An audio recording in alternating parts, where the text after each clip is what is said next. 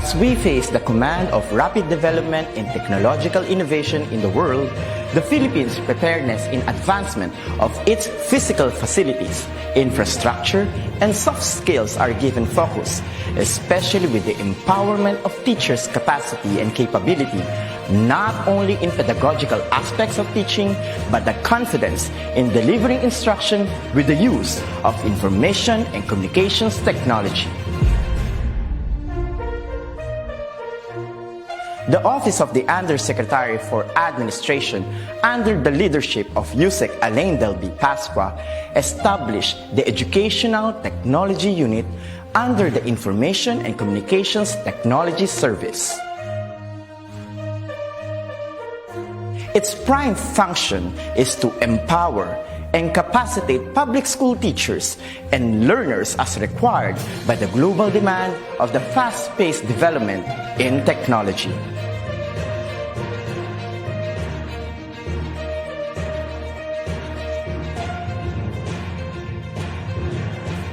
The task of the Educational Technology Unit is to promote and solidify the innovation and digitization projects that will support the requirements of the K-12 curriculum in delivering quality, accessible, relevant, and liberating education for all. It targets different components and facets of skills development which will enable the technological advancement of the infrastructure of DepEd. This is supplemented with empowerment training programs in emerging technologies for public school teachers.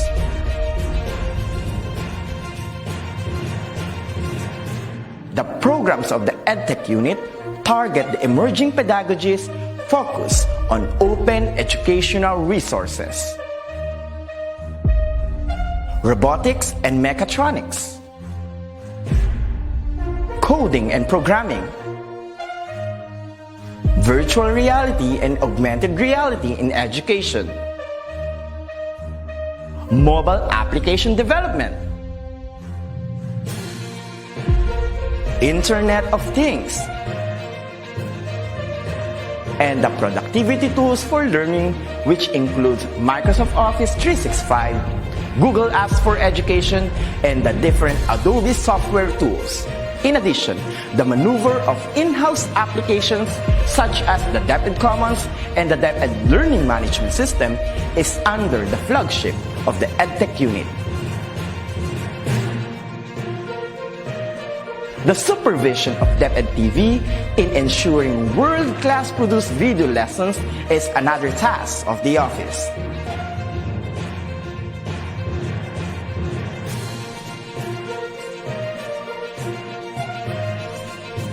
Lastly, the conduct of free online tutorial session, coined with the term eTulay, is a bridging program to support learners and parents in answering the self-learning modules pioneered with the initiative of the ICTS EdTech unit. A teacher's influence is limitless, bound with the heart for service and dedication to fulfill the greatest mission to educate the young. The ICTS Educational Technology Unit will be there to promote, to empower, and to inspire Filipino teachers and learners as we grow as a tiger in the region, hitting our target as one of the best in educational technology. Come on and join us as we make our dreams into a reality. Sama-sama tayong lahat tungo sa iisang layunin. Simulan natin ang pagbabago dahil tayo ang mga gurong magtatayo ng makabagong DepEd. Sulong Edukalidad.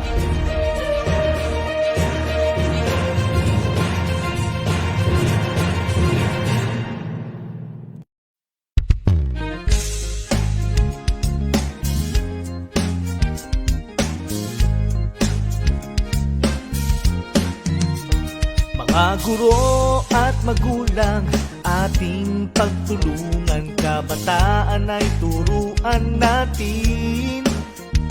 Kahit na nasa tahanan, pag-aaral ay tutukan, oras at kasanayan ay ilaan. Sulong edukalidad, magbago man ang panahon, ipagpatuloy ating layunin, patatagin ang edukasyon. Itulay ang gabay sa pagkatuto. Itulay edukasyon itatawid sa iyo. Itulay paaralan nilalayo sa iyo. Itulay sa makabagong panahon. Itulay para sa kabataang Pilipino. Kayo ba'y may katanungan at hindi maunawaan? Kami ang gabay at tulay na magtuturo sa'yo. Sa tulong ng teknolohiya at maging ng social media, paaralan ay kusang lalapit sa'yo.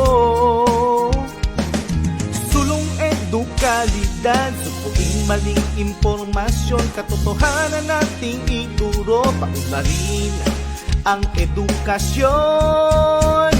Itulay ang gabay sa pagkatuto.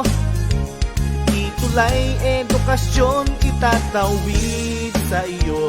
Itulay paaralan nilalayo sa iyo. Itulay sa makabagong panahon. Itulay para sa kabataang Pilipino. Itulay ang gabay sa pagkatuto. Itulay edukasyon itatawid sa iyo. Itulay paaralan nilalayo sa iyo. Itulay sa makabagong panahon. Itulay para sa kabataang Pilipino. Itulay, itulay sa kabataang Pilipino. Itulay, itulay sa kabataang Pilipino. Itulay, itulay sa kabataang Pilipino.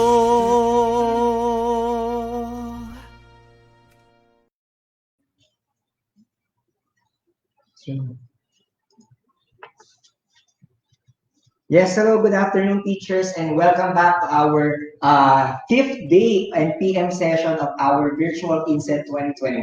Yes, kumain na po ba kayo mga teachers? Dahil po tuloy-tuloy po ang ating INSET, no, hanggang 4 p.m. So I hope you had a hearty lunch because we will need energy to listen to our presenters for today. And one of our presenters for today, Teacher Jeff, no, will be talking about coding. Ang word na coding ay masyadong mabigat sa mga teachers, but you know, with Scratch, it will be made easier by our presenter for today. Yes, and also to give you an idea about coding, it's actually about understanding the computer language. Now, definitely, it will be easier. That's why I'm going to present to you kung sino yung magpapadali ng coding para sa ating mga teachers so that you'll have an overview and as well as you're going to understand what coding is, okay? So, allow me to read her bio notes. So, she's a degree holder of Master in Education, specializing in Administration and Supervision in March 2009, and completed her doctor's degree in March 2014. Currently, she is serving DepEd for more than 10 years, having a current designation as Master Teacher 1 in Science and Technology Education Center in the Division of Lapu-Lapu City, Region 7. She is an educational technology specialist in EdTech Unit, ICTS. DepEd Central Office currently hands-on with Tech Talks and Me Tech Talk or My Tech Talk episodes, and a volunteer Itulay tutor in MPB Cebuano for grades 1 to 3. She has big heart for volunteerism by serving as trainer of the Moral Recovery Program, Values Formation Council to all public agencies, and as extension classes teacher in Lapu-Lapu City in partnership with her church ministries. She is being trained under Coalition for Better Education or CBE, Microsoft Education Ambassador, and Basic Education Transformational Sector or BEST, which are all in partnership with DepEd. Her international accomplishments are proof of her eagerness to give more. She is Microsoft Innovative Educator Expert, Microsoft Certified Educator, Microsoft Education Master Trainer, and Google Certified Educator Level 1. Her national accomplishments and contributions makes her key player in teaching with technology. She conducted some regional and division-wide trainings, webinars, and workshops too. She also created ICT Learning Action Cell Activity cards, published and uploaded in Learning Resources portal of DepEd LRMDS. Contributed 7 instructional materials in audio narration format, Kwentong Pambata, DepEd storybooks under the DepEd Central Bureau of Learning Resources, and an initiator and demonstrator of the synchronous online learning delivery modality via Microsoft Teams in division, regional, and national. She has a heart for training kids in the field of robotics and education, science investigatory projects, campus journalism, and playing musical instruments contest coach. She's a certified education researcher and was a recipient of 2017 DepEd's Basic Educational Research Fund, or BERF, worth 150,000 pesos, and won as Best in Research Display with the action research entitled Group Tutoring using a web-based application as reading remediation approach, and 2019 BERF Fund with her study, learners' performance, and perceived effects of double shift class program. Her commitment toward public service blessed her numbers of recognition and awarded as 2020 Most Outstanding Elementary Teacher in Division 7 and in Lapu-Lapu City Division in 2019. 27 Microsoft Above and Beyond awardee. Truly, these awards make her feel passionate in teaching by utilizing the ICT formula. It ignites, collaborates, transforms, and never gets tired of making a difference every day. That in all things that we do, she believes that God will be glorified. Now, Sir Jeff, before we formally introduce our speaker of the day, we would like to have a message from our dear Undersecretary, Yusek Alain Del B. Pascua.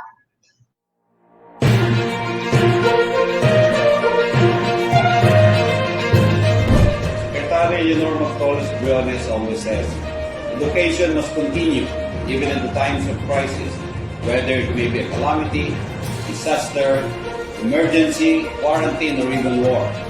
Teachers are called to the forefront to ensure that learners continue to receive educational services in this challenging situation.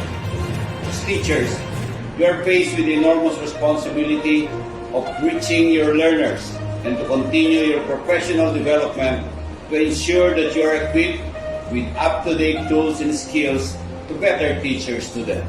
The Office of the Undersecretary for Administration, through the Educational Technology Unit of the Information and Communications Technology Service, or EdTech ICTS, the Department of Education brings you this first of its kind, virtual and centralized in-service training.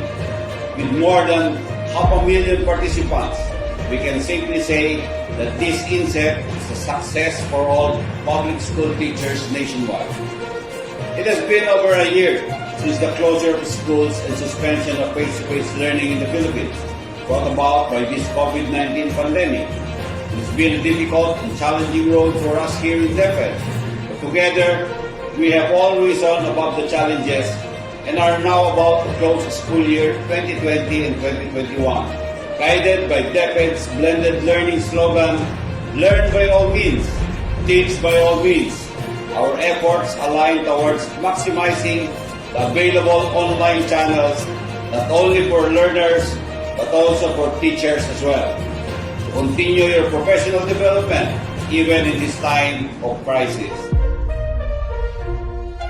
The ICTS EdTech, without question, step up and pioneered digital learning for both students and teachers at a time when innovation is needed to ensure the continuity of educational services and professional development of our educators.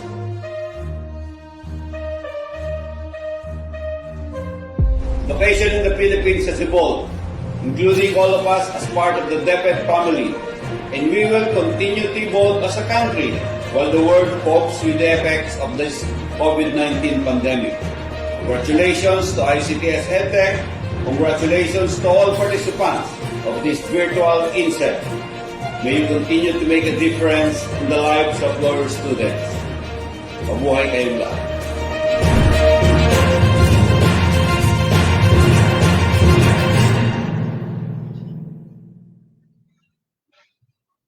And yes, we're back. Thank you very much, Yusek Alain Del V. Pasqua, for that very heartwarming and inspiring message to all our teachers. And now we'll proceed with our next speaker for the PM session. Our first speaker, Ma'am Rubilin. Hello, ma'am. Hello, good afternoon, Yes, hello, good afternoon, everyone. ma'am. Are you ready? Yes, yes, yes. Yes, so take it away. God bless.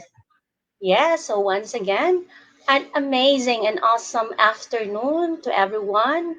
Maayong hapon sa Visayas and Mindanao ng mga teachers. At of course naman po sa mga Tagalog speaking people, napakagandang hapon po. So once again, I'm Robilin Cabardo Pastrano. Una sa lahat, nagpapasalamat po ako sa aking school head po, si Ma'am LV Cabalhog po. And of course, yung PSDS ko naman na very supportive, si Ma'am Rebecca Toring. At syempre yung PSDS, yung SDS po namin, si Dr. Will Freda Bungalos. Ayan, maraming salamat po sa suporta na ibinigay niyo sa akin. Yes, for this afternoon, yan no, alam ko, excited na po ang lahat kasi last day na. Ayan.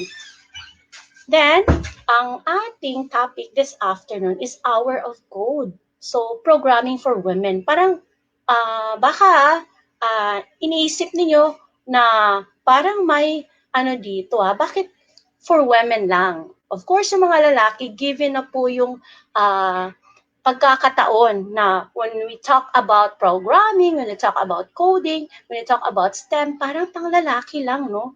But hindi po yun totoo. Kaya since we are in the month of March, ito po yung buwan ng mga kababaihan, National Women's Month. Ayan, we will pave the way naman para sa mga kababaihan. Ayan. Then, these are the objectives po na ating tatalakayin sa hapon na ito. Okay, number 1, determine the significance of Hour of Code. Ayan. Maybe yung iba familiar na sa Hour of Code or yung iba hindi pa. Don't worry, let's make things easy here. Parang ano lang, parang dapat makasabay lahat. Hindi natin gawing komplikado. Ayan. Then number 2, navigate the Hour of Code app. Ayan. Marami pong mga applications for Hour of Code, pero ang pipiliin ko yung ano lang, simple lang po. Huwag po kayo mag-alala. Pangatlo, install offline Hour of Code. I know po, pag sinabing offline, patok ito sa lahat kasi may mga teachers tayo, may mga mag-aaral tayo na until now, hindi pa rin sila connected sa internet. Kung meron man, hindi naman stable. So, again, yes, may online, maraming online resources for Hour of Code, pero bibigyan pansin din naman natin yung offline. Ayan. Then for number 4, finish the Hour of Code Challenge.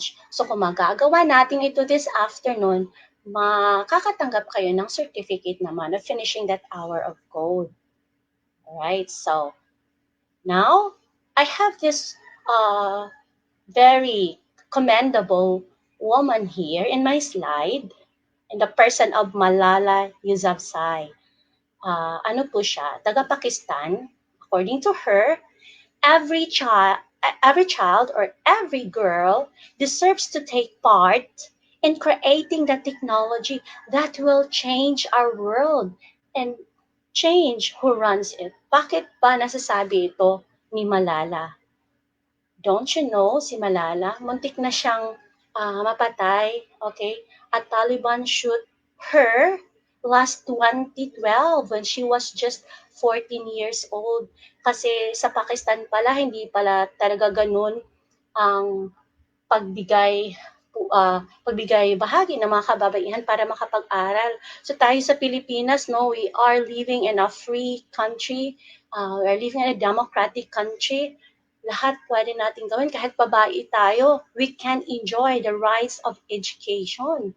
Ayan. Pero sa kanila pala, hindi ganon. No? So, yun. At hindi siya tumigil kahit nangyari sa kanya yun. So, at the age of 17, last 2015, nakatanggap siya ng Nobel Peace Prize na award. Yan, no? So, very inspiring siya. Then with that, I believe, and I hope you believe also, that nowhere should teachers fear to teach. We are mandated to teach, all right?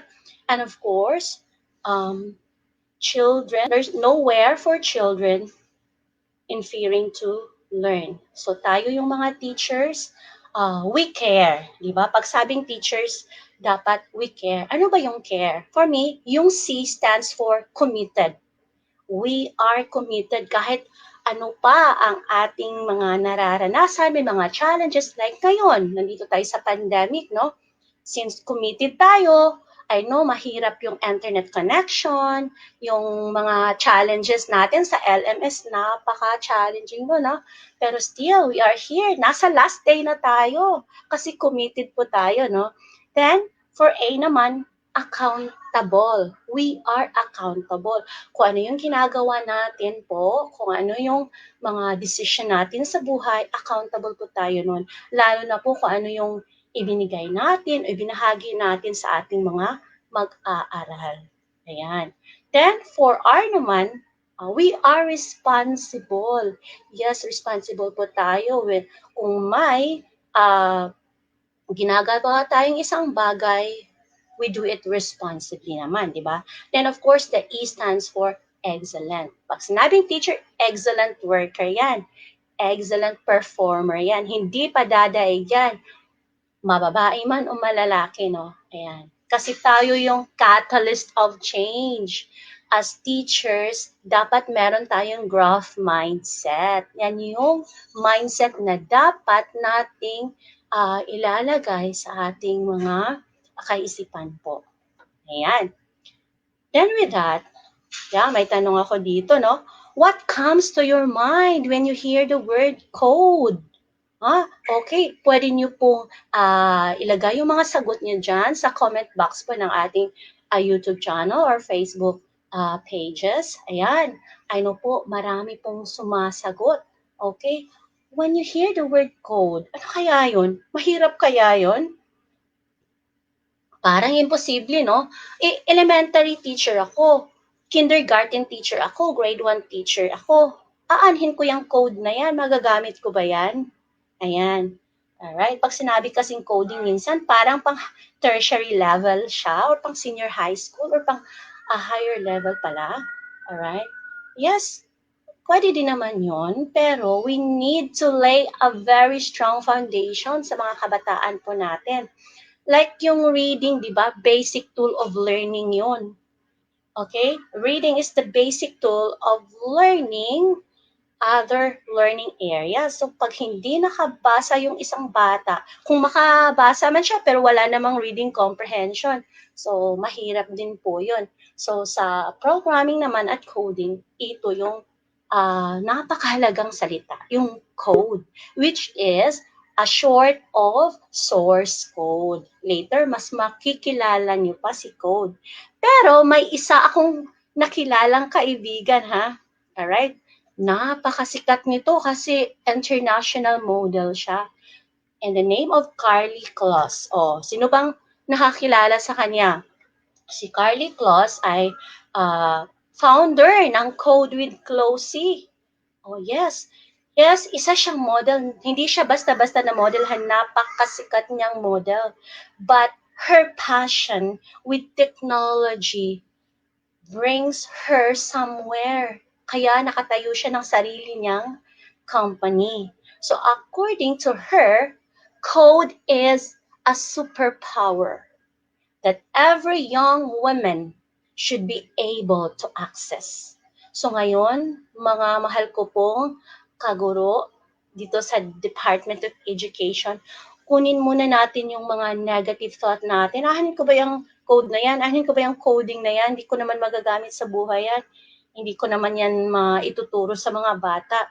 So kanina sa itinuro ni Teacher May, no, yung integration, yung ICT integration.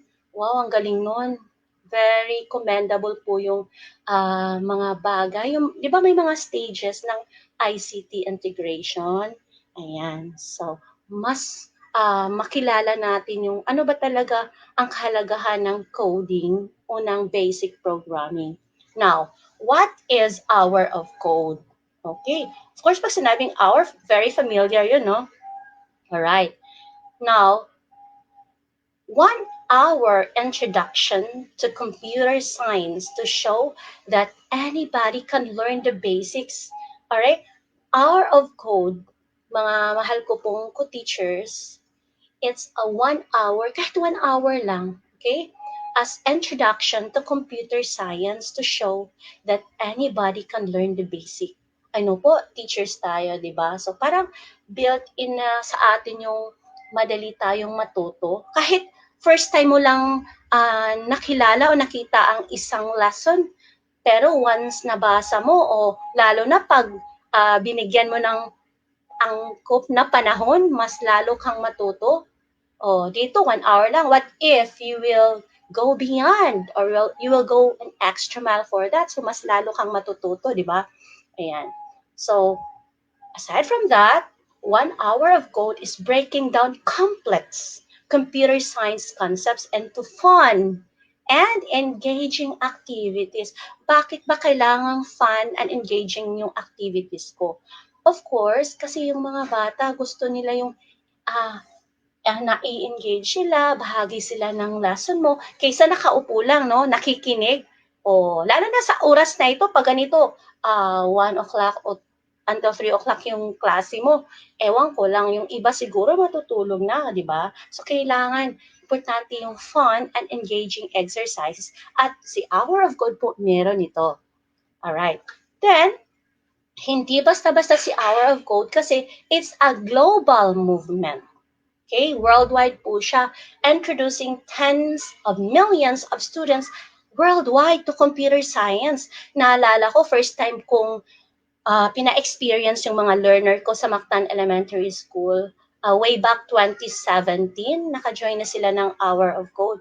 Kahit yung simpleng mga kabataan lang, pero pag ipinakilala mo sa kanila yung Hour of Code, of course, naa-amaze po silang lahat. Ayan. Now, the question is, who should participate in the Hour of Code? Kailangan ba na computer teacher lang? Okay? Or yung mga bata lang na nag-major ng ICT? Or yung mga bata lang na may ICT subjects? Okay, tingnan natin ha. Who should participate in the Hour of Code? Now here, people with some, of course, pwede pag marami ka nang alam sa coding, no?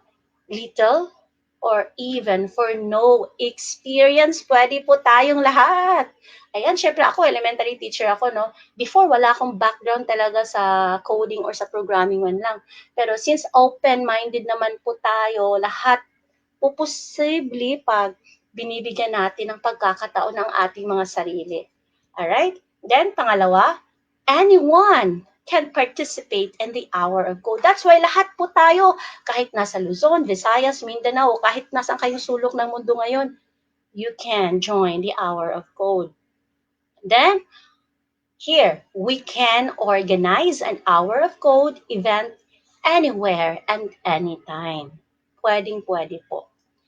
Then, activities require no experience and can be run on browsers, tablets, and smartphones. I understand po yung ibang mga schools dyan, wala po silang enough na devices, alright? Or maybe meron lang silang limited na mga computers, okay lang din yun. Yes, pwede nga siya sa smartphones na din.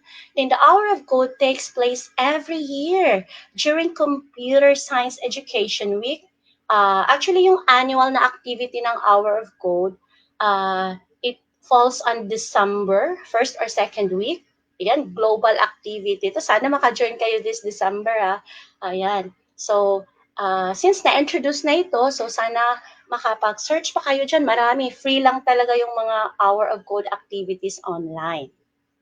And the Hour of Code is organized by code.org. Ito po yung ginagamit ko at i-introduce ko sa inyo ngayon kasi free po siya.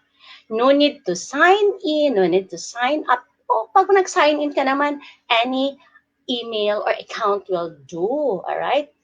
Now, again, it's free and it's a public non-profit organization. Then, This hour of code is dedicated to expanding access to computer science in school and increasing participation by young women and students from other underrepresented groups. Alright? Alam natin ngayon yung inclusive education, no? Napaka-importante nun. Wala tayong pinipili kahit anong edad o kahit anong kasarian o kahit na anong kalagayan ng isang bata na gustong matuto. So yung Hour of Code po ay isa sa mga global event na makapagbigay uh, uh, chance, okay, mabibigyang chance yung mga bata na makapag ano naman ng makagawa ng mga activities regarding uh, computer science. Ayan.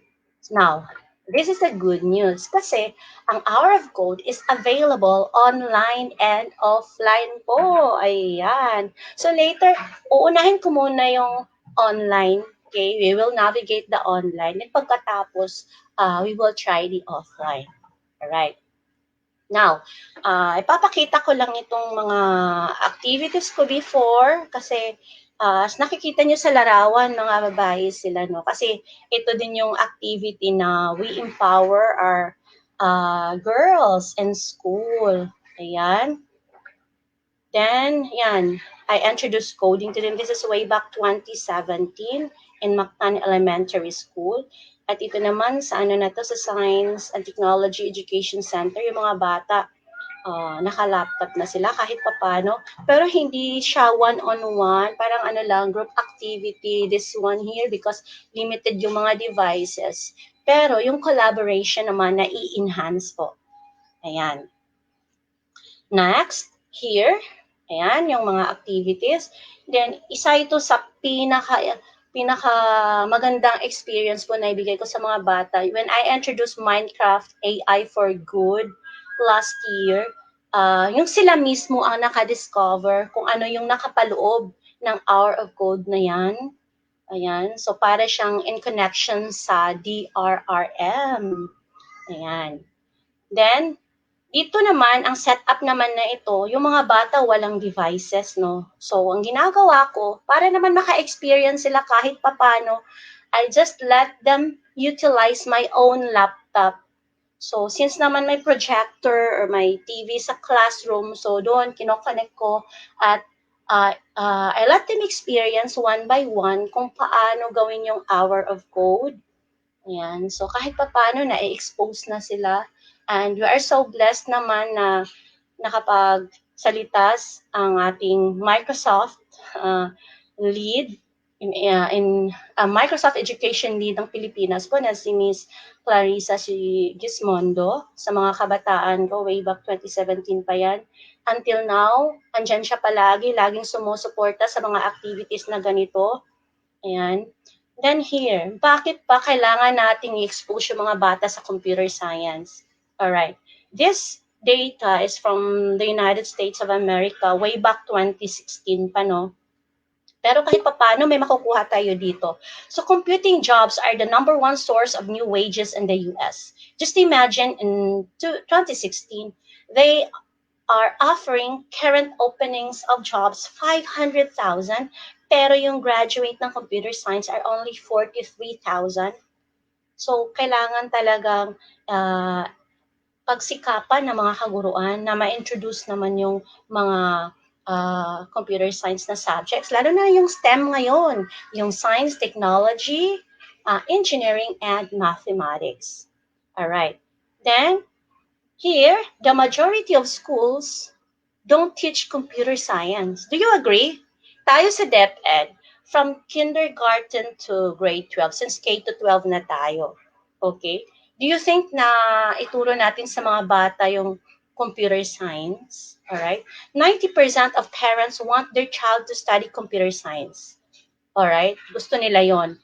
But, ito sa US to ha, since naghanap ako ng statistic dito sa Pilipinas, wala akong nakuha kaya ito na lang ang ginamit ko, no. But only 45% of schools teach computer science. So kung hindi man natin naituro o hindi natin na-integrate sa mga subjects natin in English, in math, in Filipino, in science, ang coding or computer science na ito kahapon or noong unang taon or noong mga kahit naka 10 years na tayo, naka 15 years na tayo, naka 20 years na tayo, hindi pa po huli ang lahat. We can start next week kasi we will go back na sa mga sarili nating station. I know nasa ano pa rin tayo, distance learning, pero let's just encourage them kahit papano, no? Lalo na sa mga nag-online classes na mga teachers na may synchronous learning. So you can introduce this one immediately. So why there's a need for computer science? Okay? Dapat importante kasi siya. Especially for girls who code. By learning to code, you can learn how to make your favorite activities more fun with the help of computer. All right? So learning must be fun talaga, no? Now, these are the important things on what coding is all about and why we should encourage our kids for coding. First, solving problems, okay? Using their imagination. Nagagamit yung imahinasyon nila. Later po, may ipapakita ako na actual na output ng aking mga estudyante. Actually, last year, before the pandemic, I introduced them the hour of code. Okay? Then, sa hindi inaasahan, na quarantine lahat. So, yun, hindi tayo nakapasok sa paralan at nasa bahay lang. Then there, the kids are able to collaborate and create their output sa Minecraft naman. Minecraft in education. Later, ipapakita ko yung output nila.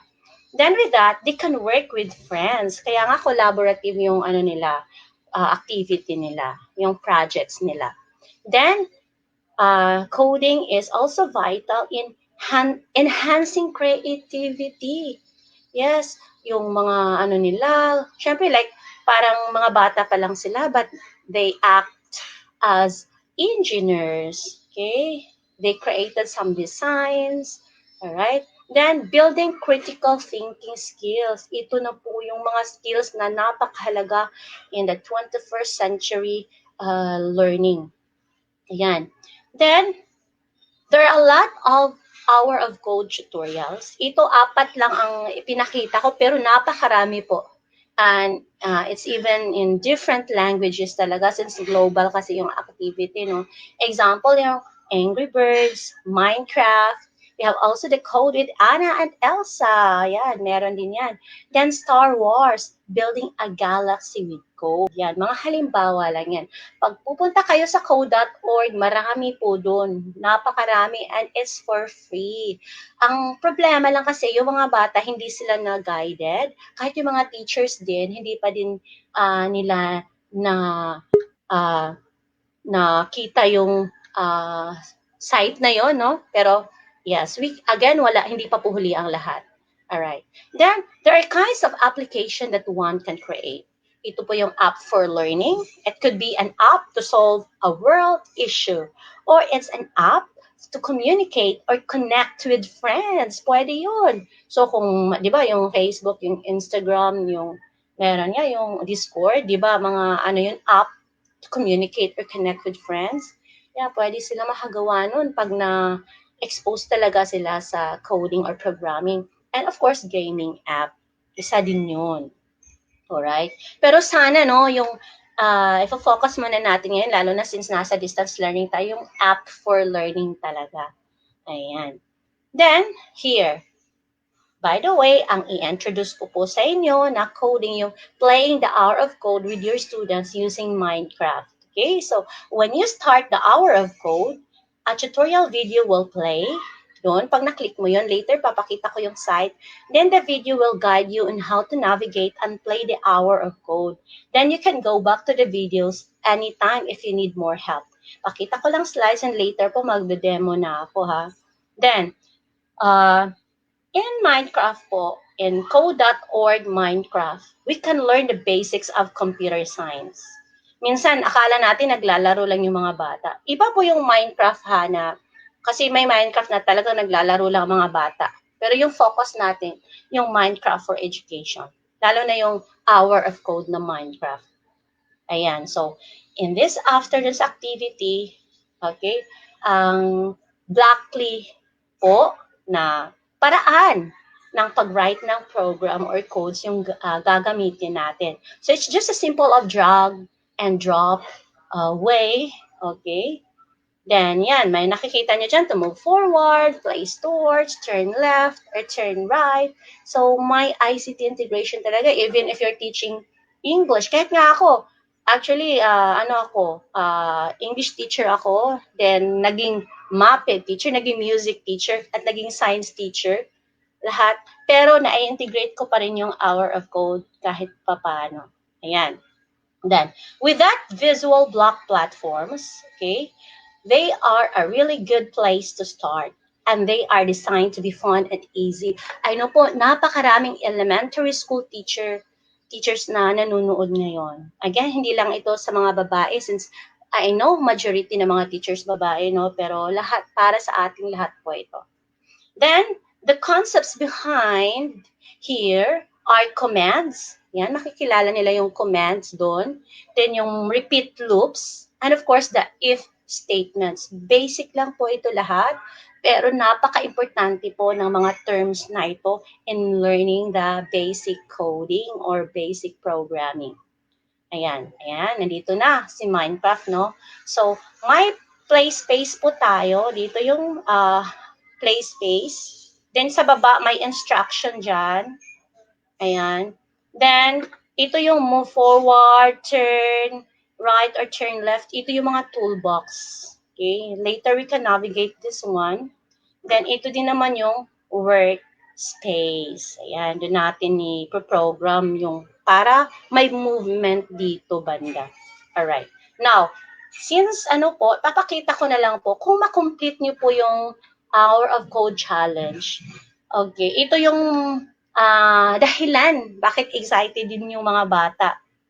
Kasi they can have a certificate of completion pag natapos nila po yung isang challenge.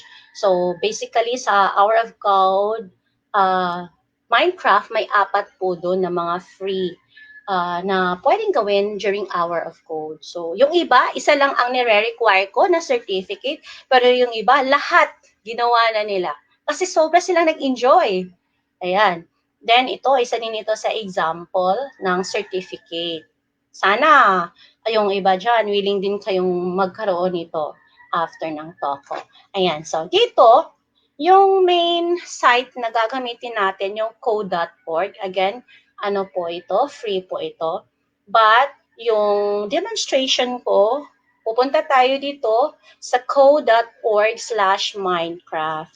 Okay, punta kayo doon ha. Again, dito po sa code.org/Minecraft. Okay. Pag nandun na tayo sa site na yon, alright, again, it's for free.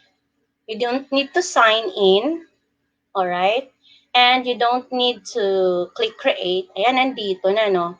So, ang pipiliin natin this afternoon, yung Minecraft Adventure. Okay? Sana sasabay kayo sa paggawa ng Hour of Code. We will navigate the Hour of Code. So, again, sa mga hindi pa nakapunta ng site, please go to code.org/Minecraft. At pipiliin natin si Minecraft Adventurer. Alright? Let's go! Ayan na, si Minecraft Adventurer. My name is Jens Bergensten, but I'm better known as Jeb. I'm the lead developer of Minecraft here at Mojang in Stockholm. I think I was 11 or maybe 12, and I started programming because I wanted to make games, and one of my father's friends told me that in order to make games, you need to learn how to program. So that's how I got started. I like designing and figuring out the architecture of things. That's what I really like about Minecraft. Over the next hour, you're going to learn the basics of computer science by programming Alex or Steve to move through a simulated piece of a Minecraft world. Traditional programming is usually in text, but today we'll use Blockly, a system which uses visual blocks that you can drag and drop to write programs. Under the hood, you're creating JavaScript code. The concepts that you'll be learning are what computer programmers use every day and are the foundation to computer science. Here at Mojang, we use these same concepts to make Minecraft work. Before you start, you'll pick your character. I'm going to choose Alex. Let's build code for a program that will help her move around the screen. Your screen is split into 3 main parts. On the left is the Minecraft play space, where your program will run. The instructions for each level are written below. This middle area is the toolbox, and each of these blocks is a command that directs Alex's actions. The white space on the right is called the workspace, and this is where we'll build our program. If we drag the Move Forward block to our workspace and then click Run, what happens? Alex moves forward 1 space on the grid. And what if we wanted to do something after she moves forward 1 space? We can add another block to our program.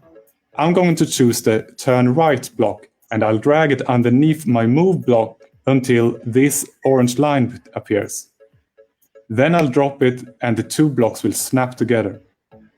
When we press Run again, Alex will perform the commands that are stacked from top to bottom in our workspace. And if you ever want to delete a block, just drag it from the stack back to the toolbox. To undo your changes and get back to how the level started, use the Start Over button in the top right corner of the workspace. One more thing. You see the little triangle on the turn blocks? Anytime you see these triangles, it means that you can pick a different option. Let's start coding. Hey, let's start coding. Alright, no? Ayan, so pwede na nating i-close yan. Kasi pag first time mong mag-open dyan, yung video na yon mapapanood mo. Pwede mo naman ding i-close pag napanood mo na siya. So, in this activity now, pipiliin ko si Alex. Ayan.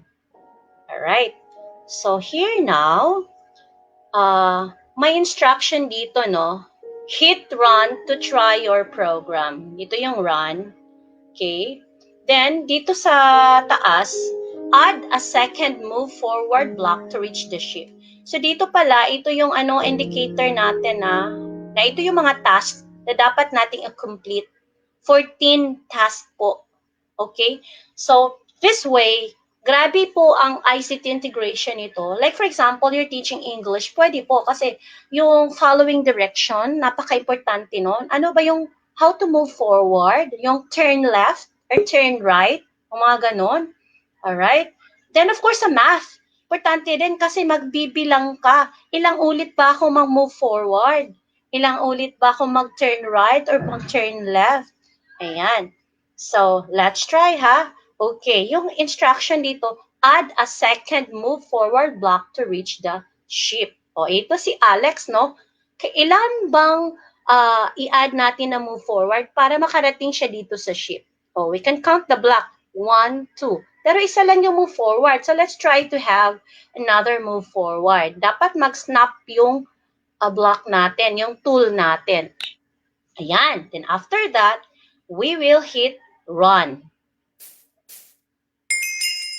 Yay! So, natapos ba natin yung task number 1? So, dito, may mababasa tayo, puzzle 1 completed. Congratulations. Then, you just wrote 2 lines of code. Don't you know, parang naglalaro ka lang, o yung bata parang naglalaro lang. Pero when you show the code, ayan, meron na palang code na naisulat yung bata. Alright? So, by dragging and placing blocks in this puzzle, you've created a set of instruction in a computer language called JavaScript. So, yung programming language na ginagamit ni Minecraft is JavaScript. So this code tells computers what to display on the screen. And everything you see and do in Minecraft also starts with lines of computer code like this. So ayan, move forward, open, close parenthesis, and ayan, meron pa dyan sa baba. So pwede na nating i-close. Now, may second task na naman tayo. Okay. Now here, wood is a very important resource. Many things are made from it. So again, this is the instruction ha. Dapat basahin mabuti ng mga bata o kung tayo man ang gagawa ng challenge na ito. So wood is very important resource. Many things are made from it. Walk to the tree and use the destroy block command to chop it down. Okay. So when run, ano ba ang idadagdag natin? Ilang step kaya dapat, be? Sino makatulong sa akin? Ilang step dapat ang gagawin ni Alex para makarating siya sa wood? Oh, isa, dalawa, o tatlo? Ilang step kaya? Isa, dalawa, o tatlo? Pwede niyong ilagay yung mga sagot niyo dyan sa comment box. Okay, let's see, dalawa. Kaya ko muna ha, dalawang forward. Then sabi dito, dapat ma-chop niya yung yung wood. Okay. Lagyan natin ng destroy. Tama kaya ang ginawa ko? Let's try. Let's hit run. Oh no! Yes! Ayan, tama pala. Dalawang forward lang at isang destroy. So ayan, makakabasa naman tayo ng puzzle 2 is completed. Congratulations! And you just wrote 3 lines of code. Ayan, may total na akong 5 lines of code. Okay, let's continue. Okay, let's move now to the third. Alright. Sheep sharing time. O, iba kung English teacher ka, you can also integrate or you can utilize the vocabulary. So, what does it mean with sheep sharing? Ano ba yan?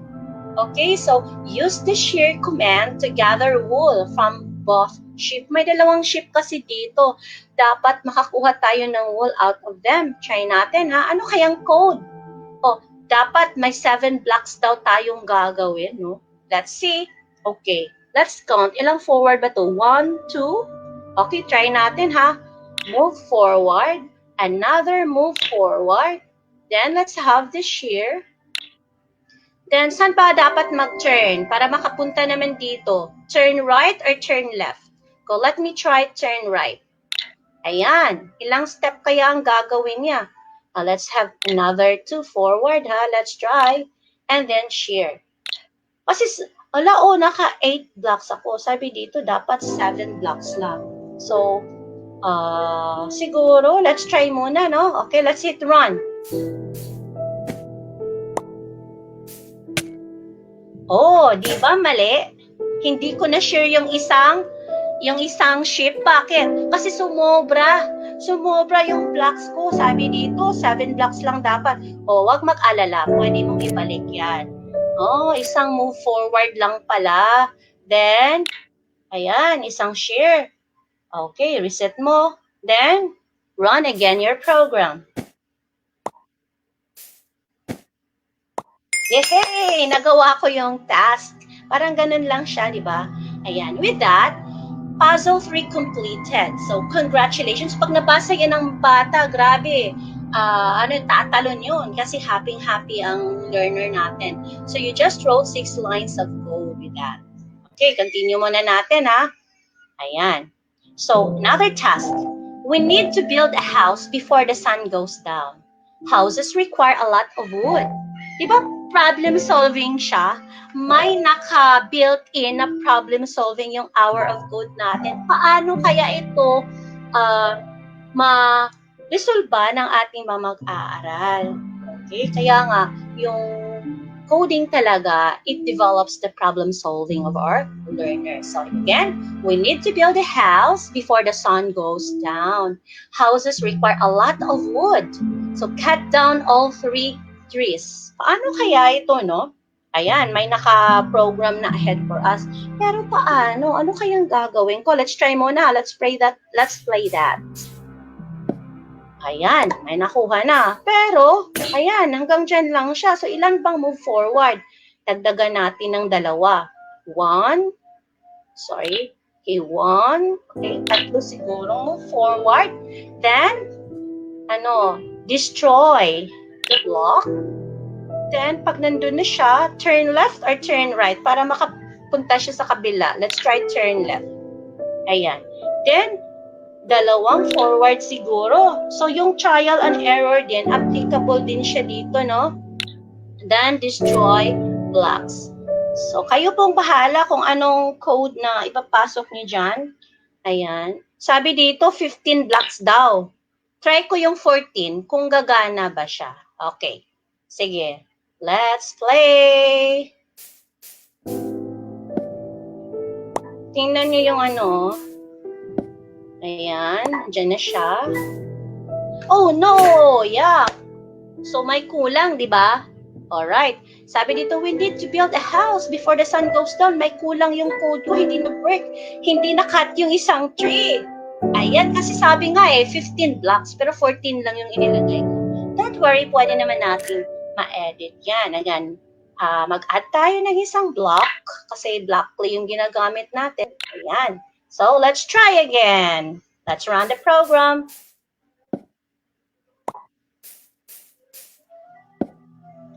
Hey, mag-work kaya ito? Yay! Yun pala ang tamang pag-program niyan.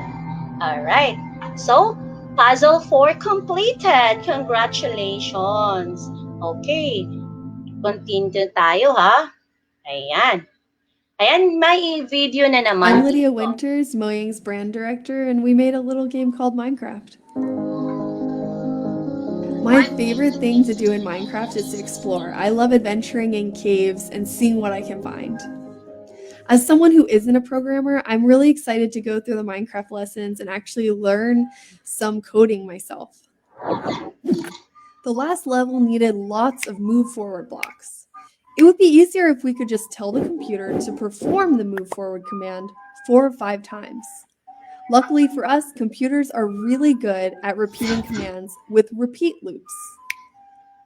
When building Minecraft, we use repeat loops to place all the initial materials for creating a new world. That's thousands and thousands of blocks. We also use loops in little ways. For example, to make Alex's feet move back and forth as she walks. Repeat loops are a powerful part of programming. Night is coming, so in the next couple of levels, we're going to build a house to stay safe. We're going to use the repeat block to do this very easily. To build a wall of our house, we can either tell Alex to move forward and place planks 4 times, or we can tell her to move forward and place 1 plank that takes this command and use the repeat block to have her perform the action multiple times. Now we'll click on the repeat block and tell her how many times we want her to perform this action.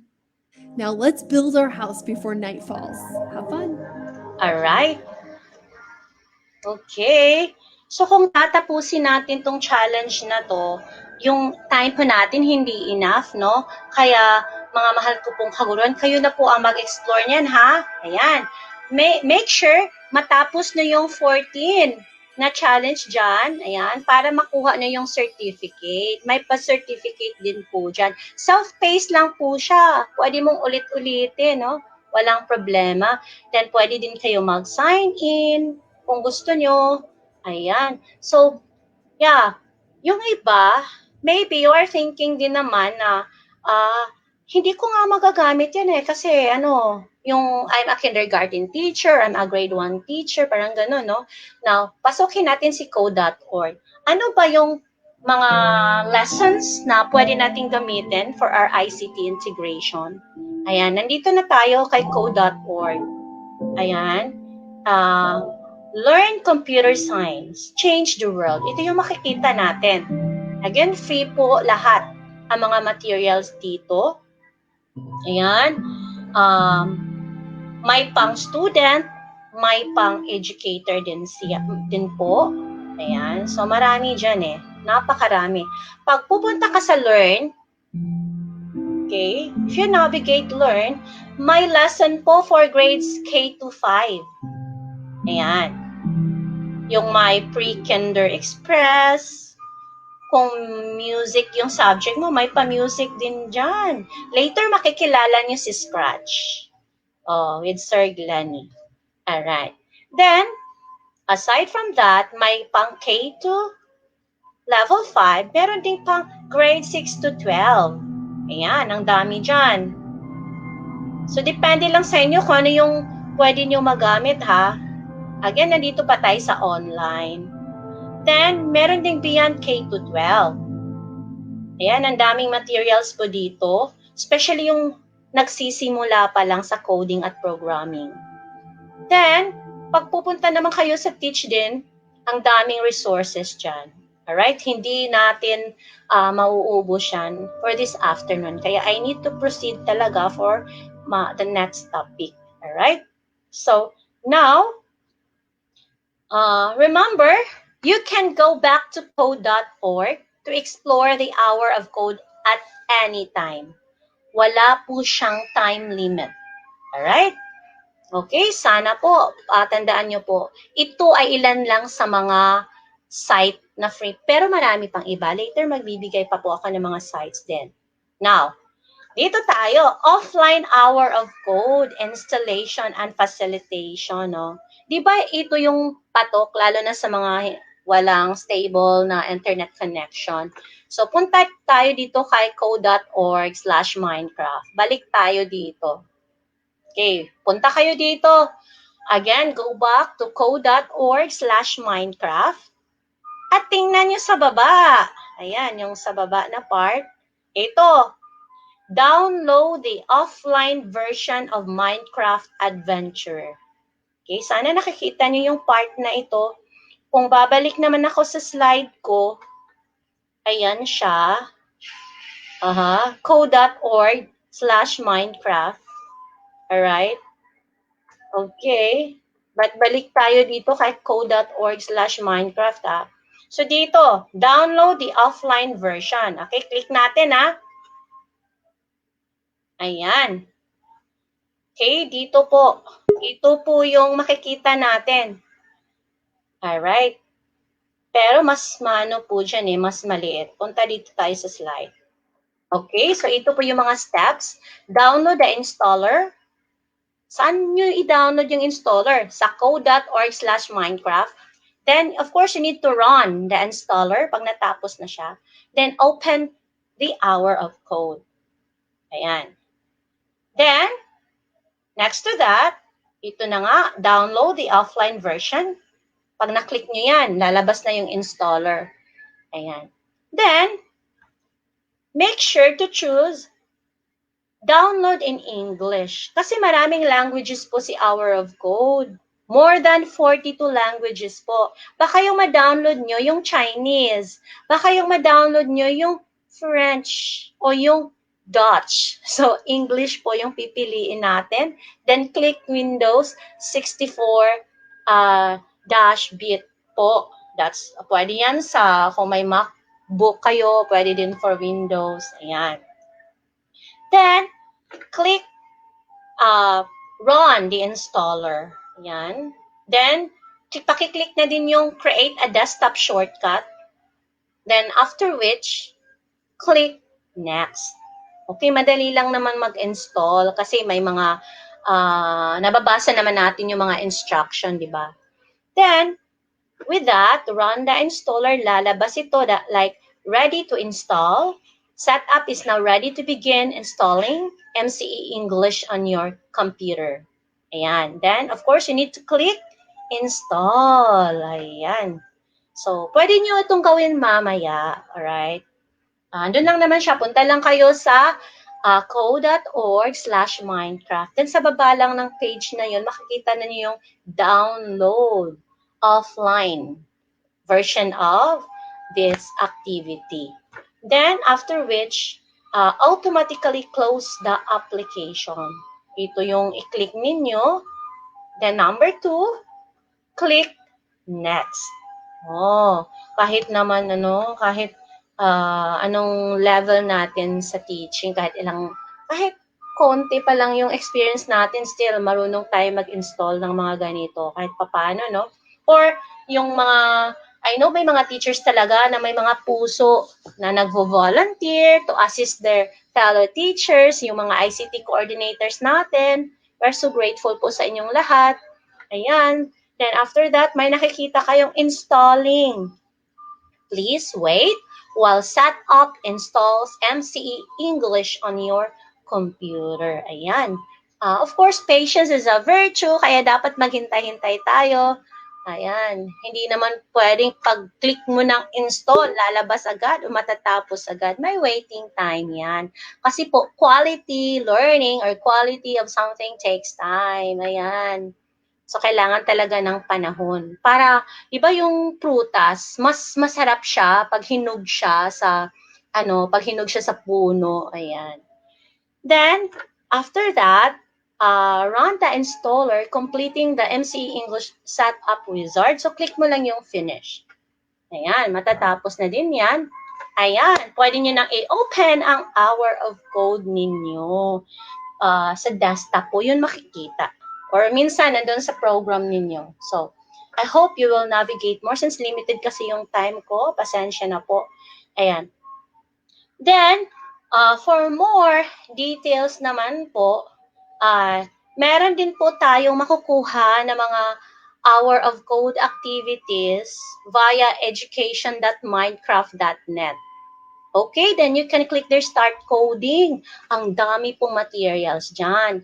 At di ba yung tayo, lahat ng teachers, binigyan tayo ng license ng Microsoft 365. Grabe, DepEd paid for us. Hindi lang Microsoft 365, meron na din tayong G Suite na mga account. Grabe si DepEd, no? Lahat ginawa nila para ma-providean tayo, para kahit papaano magiging easy yung mga task natin sa school, para isusulong talaga natin ang edukalidad para sa kabataan at sa ating lahat ng kaguruan. Ayan.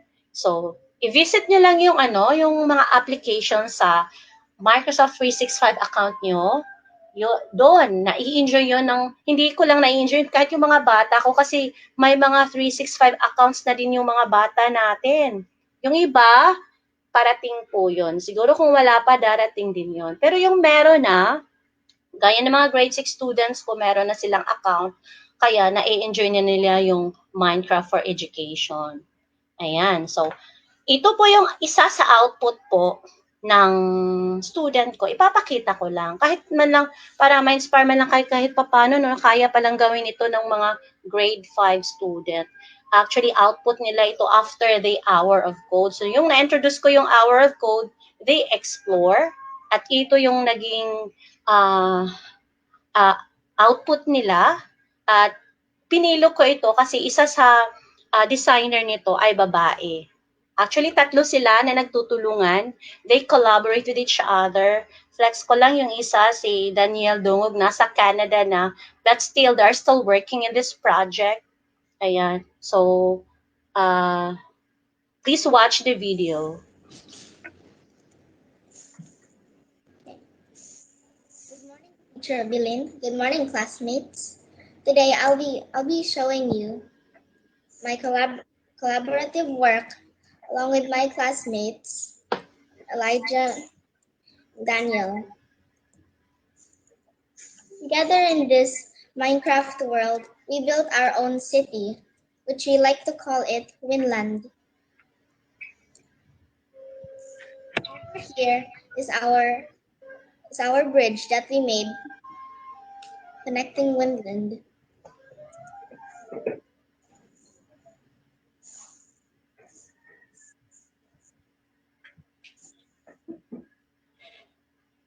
And over here, we made our own flag for Winland. To the right, we have our own potato farm. RPG.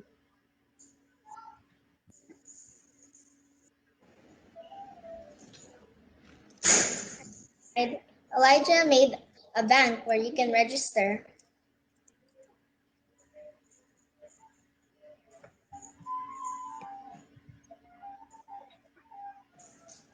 Okay. There is a hospital that me, Elijah, and Daniel made.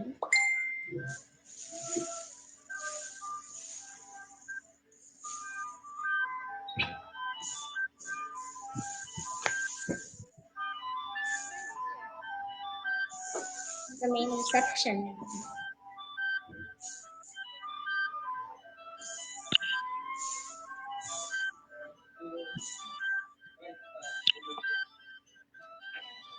put our hospital beds.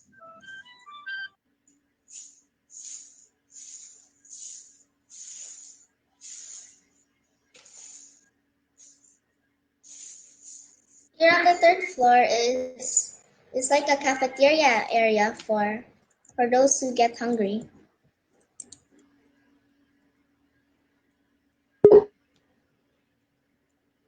And up here, we made a therapy room.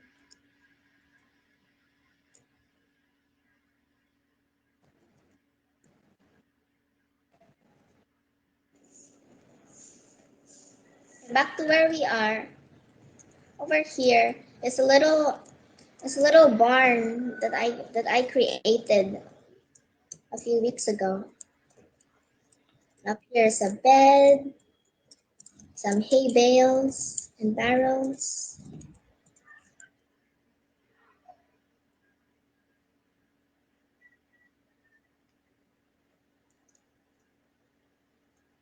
And over here is a train station that Elijah made.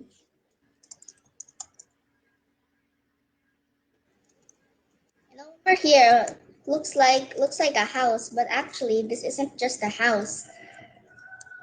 This actually leads to an underground hotel that we built beneath it.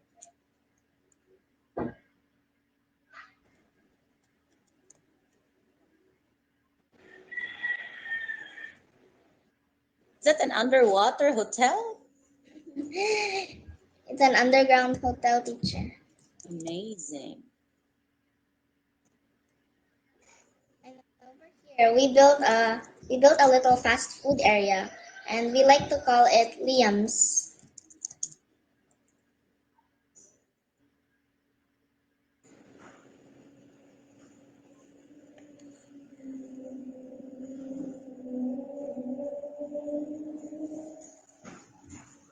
And upstairs are some of the rooms that we created for the hotel. One of the rooms that I decorated, and the bathroom.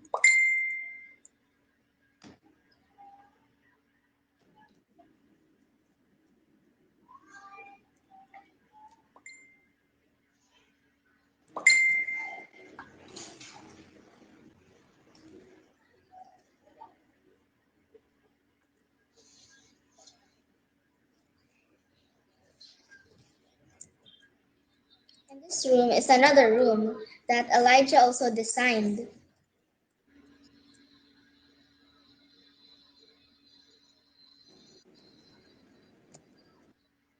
As you can see, we went for different themes on each room.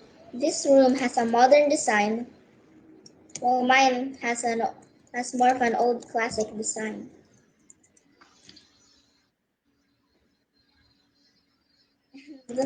Unfortunately, we haven't decorated some other rooms yet. Still working on it. Good enough, Danielle.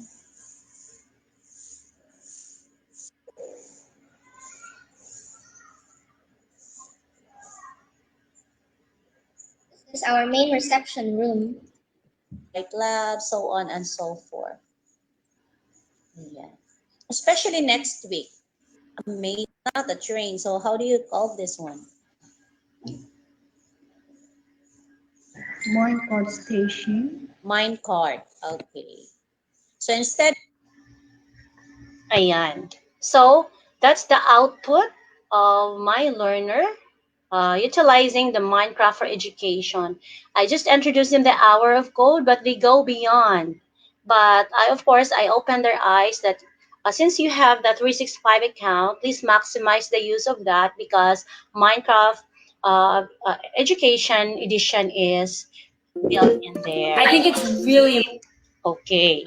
Now, here, for us teachers, in the Minecraft Education Edition, right? So remote learning with Minecraft is also available there. So all we have to do is to explore, all right? Kung hindi man natin kakayanin pa, may mga activities sa code.org na mga ano lang talaga basic, kay basic lang po. Ayan. Then, ito po yung iba pang mga sites na pwede po nating pagkukunan ng mga resources. These are websites that offers learning opportunities for coding.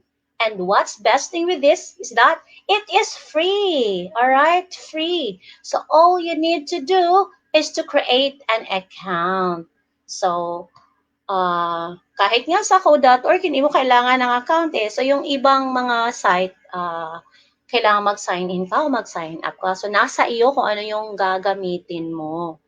Alright? Now here, paalala lang po ha, mga kaguruan ko, game-based learning. Okay? When we talk about game-based learning po, we are not trying, or I am not trying to turn your students into gamers. Okay? Take note po. I'm not turning your students or children into gamers.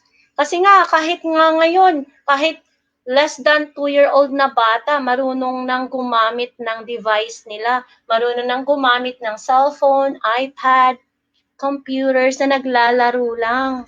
It's not educational at all, di ba? So why not encourage them to utilize that available resources that we are having for them to learn? Let's utilize ICT productively and of course, positively. Yun yung dapat na goal natin. Gagamitin natin yung ICT resources productively and positively. So, the positive use of ICT, naka-built-in yun sa mga KRA natin, di ba? Sa IPCRF natin, sa RPMS natin, di ba? So, with that, let's turn your gamers, kasi nga kahit ano pa yan, mga gamer na yung mga bata, mga digital natives na yan eh. Let's turn your gamers into students. And Hour of Code is the best way in making their time productive. Yes, so tayo yung mga tao na mahalaga sa buhay ng mga bata natin, no? Kung magulang ka man, guro ka man, tayo yung catalyst po ng change at yung catalyst po na matuto pa ang ating kabataan, lalo na sa mga bagay na makakatulong sa kanila for their future career path. Ayan. So, I'm so grateful na sa division namin sa Lapu-Lapu City po, yung ITO po namin dati, si Sir Donald Dongo, nag-migrate na kasi sila sa Canada. Siya po yung person behind na nagkaroon ng DepEd Lapu-Lapu City Coders na party po ako. So, it's an offline module application. So, yung modules namin nasa devices na ng mga bata. Bakit ko ba ito sinali? Kasi, imagine, yung mga teachers na yan, hindi naman talaga mga programmers yan eh. Hindi sila coders, hindi ako coder, hindi ako programmer by by blood o kahit man lang sa natapos ko, di ba? But yung ITO namin, malaki po yung tiwala niya na kaya niya kaming gabayan para matuto kaming maging isang coder. In just 3 days, nagkaroon po ng offline module app for first quarter. And another 3 days, si Sir Jonathan naman yung pumalit kay Sir Donald. At nagkaroon naman kami ng offline module app for second quarter. Ayan. So, kaya ang akin lang, bakit ko ito sinali again? Kasi, yung mga teachers kasi nasa mindset natin, bakit ba ako magkakaroon ng interest sa coding? Hindi naman ako inclined dyan. Hindi nga ako marunong. Pero pag nagbigay tayo ng time, open-minded tayo, walang imposible po. Lahat po kayang gawin ng isang teacher kasi nga, we care, di ba? We are committed, we're accountable, we're responsible, and we are excellent teachers. Ayan, let's claim that. So I will end my talk this afternoon with this text in the Bible from Proverbs chapter 3, verses 5 and 6.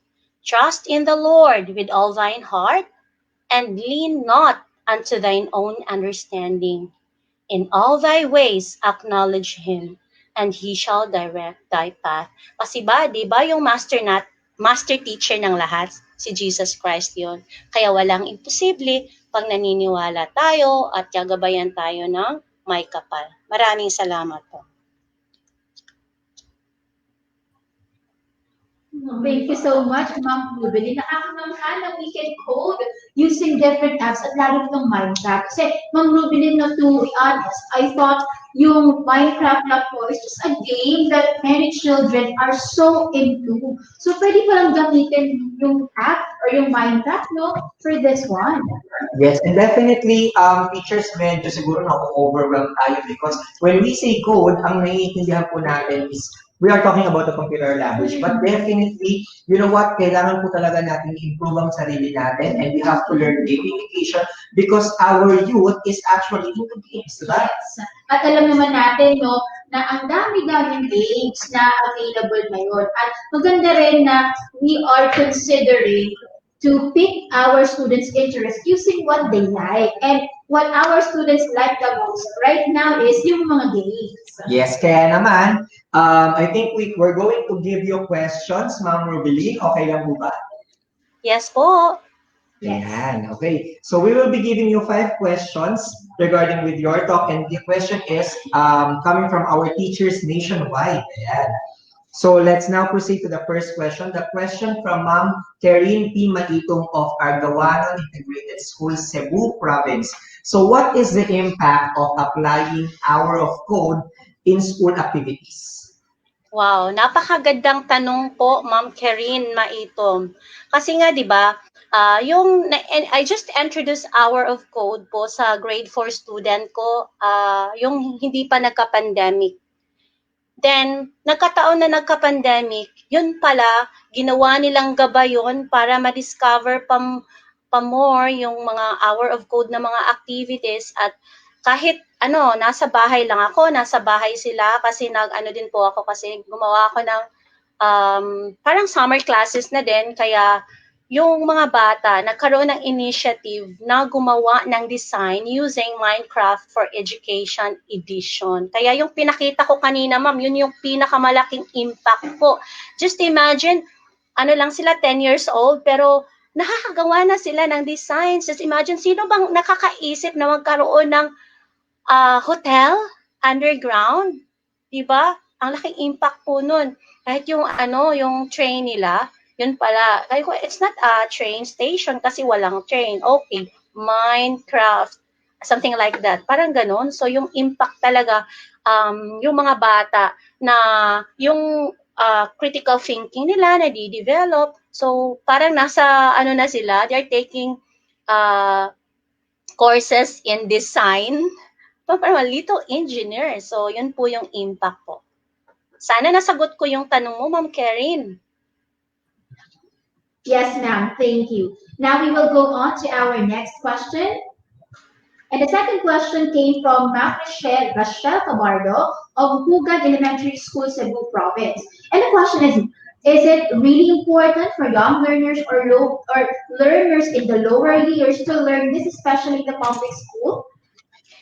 Yes, for me, since empowered teacher po tayo, at yung ICT integration naman, part din po ng natin yon, KRA din po. So, it's a great foundation po na maituro na yung basic of computer programming kahit nasa kindergarten man sila o kahit nasa grade 1 pa. So, kung may strong foundation kasi yung isang bata, sure po ako na when they grow up, solid na solid po yung nila, kaalaman po nila. Ayan. Thank you, Ma'am Rachel. Thank you for that. Kabardo po ako, ma'am. Baka tayo, relative.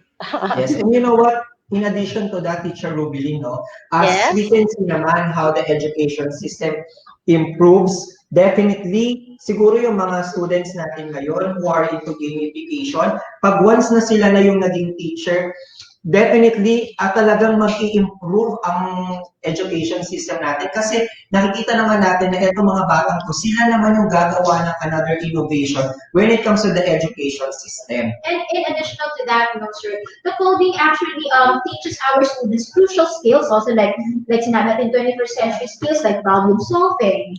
Ito yung mga inherent at hindi direct skills na mautunan ng bata sa coding. Kasi hindi naman dapat talaga na directly, no? Pero they can do some things na parang naglalaro lang or naaalala yung bata. Pero these tools, no, may naitutulong pang 21st century skill. Yes, tama. So that's, well, actually, we'll proceed to the next question. Yan. Okay, I think this is the same question with... Yes. Then, sir. Okay, so we have the same person na nagpadala po ng question. From Ma'am Karim T. Maitong of Argawanon Integrated School, Cebu Province. So how can an hour of code affect teachers' teaching abilities and students' learning abilities? Okay, when it comes po to teachers' teaching abilities po, kasi pag 21st century teacher ka po, hahanap ka talaga ng mga tools na pang ICT integration po. Pag sinabi po nating ICT integration kasi hindi lang yung si teacher ay nag-manipulate ng devices, hindi lang tayo yung nag-represent, ba yung mga bata mismo, sila po yun ang nag-hands-on. In fact nga, minsan maganda pa yung mga output ng mga bata eh. In fact, pag ganun yung learning na nakuha ng isang bata, mas mag-i-improve pa yung student learning abilities niya kasi exposed na nga siya sa mga maraming bagay since lahat ng mga resources ngayon kadalasan nasa internet na, di ba? So yung studying skills nila na di-develop, yung mga initiative nila, yung critical thinking skills nila kasi vital po ang lahat na skills na yon when it comes to student learning, yung critical thinking skills. So as a teacher naman, dapat talaga yung teaching with technology mas ma-master pa po natin. Kasi nga 'di ba, yung I believe kasi yung tayo mga teacher nag-i-ignite lang tayo eh. And with that, kung na-ignite natin yung mga learners natin po, lalo na pag we let them or we allow them to collaborate. Kasi we believe naman 2 or 3 heads are better than 1. So with that, may transformation po talaga sa kanilang learning abilities. Ayan. At applicable lang siya. Of course, yung computational thinking skills, no? Di ba, Sir Jeff? Ang galing nun. Yes. Well, actually, minsan kasi yung isip natin when it comes to gamification, parang mahirap din siyang i-connect, ma'am, sa teaching strategies talaga natin. But definitely, you know what? Kapag gamification po yung ginagamit natin, nade-develop din natin yung art of questioning natin na nagiging hacks. Yes. Kasi ang mga bata, nilalagay natin sa mga situations na pwede nilang ma-encounter sa games, di ba? So, yun. So I think we will now be proceeding to our fourth question. And the fourth question is from Anna Willie El Bacar of Commonwealth High School SPO Quezon City. The question is, how can online and offline students collaborate their codes in Code.org. Code.org since they are using different environments? Thank you. Okay. So, alam naman natin ngayon, nasa pandemic tayo, no? Hindi lahat nakaka-access ng mga materials online kasi nga walang devices, walang internet yung iba. So, again, depende pa rin po sa teacher support, lalo lang po ng parent support po. Kaya ngayon, very vital talaga yung katuwang natin sa pagsulong ng edukalidad sa panahon ng pandemya, yung mga parents natin. I know naman yung iba ang maganda kasi sa code.org kasi pwede siya sa mobile devices, pwede siya sa smartphone. So kahit papaano yung mga parents ngayon, meron naman silang cellphone na pwedeng ma-connect sa internet. Siguro pag uwi nila galing sa trabaho or kung may time sila for their child, pa-try naman baka I will try the code.org parang ganun. Kung sa offline naman, kailangan talaga no yung laptop naman or yung desktop. So ayan, may mga limitations din. Pero patuloy po tayong maniniwala, mga kasama ko pong kaguruan ng DepEd. Mahirap man o may limitasyon man, pero may mga bata naman na nakaka-avail ng mga resources na to. So, as of now, focus muna tayo kung sino yung may available na resources, then hahanapan natin ng paraan yung mga wala pa. Positive pa rin tayo. Maybe not now, but maybe in the next day, next month, or in the near future. Ayan po. Thank you, Ma'am. Yes. Thank you, Ma'am Rubilin. I think we will now be having the last question. Okay, so our last question is from Jose Erwin Magan Ubaldo of EY MNHS Danao City. How does coding relevant to the learnings of our students and how it is related to our MELC competencies? Okay, very nice question po. Kasi nga pag nagtuturo tayo, di ba, dapat naka-align siya sa MELC, yung most essential learning competencies natin, di ba? So yun, in my end, like for example, I'm a science teacher, so yung lesson ko is motion. For example, in a grade 5 class, may motion na topic. So doon, na i-integrate ko yung hour of code kasi nga, di ba, may movement siya from one place to another. Alright, kung English naman, meron din yung following instruction or following direction. Ayan, yung kailan ka dapat, ilan ba dapat ang i-complete mo na task. Yung pinakita ko kanina, importante din yun sa coding, no? Dapat makasunod kung may instruction man. Kung wala namang instruction, ayan, yung bata talaga na nakakagamit siya ng kanyang critical thinking so at computational thinking skills po. Then, kung for example, kung sa ano naman, sa competencies naman for math, ang dami nun eh. Ang dami talagang pwedeng paggamitan. Yung how many times ka dapat mag-move forward, ilang ulit ka dapat mag-turn right, or kung ano mang pwedeng gawin.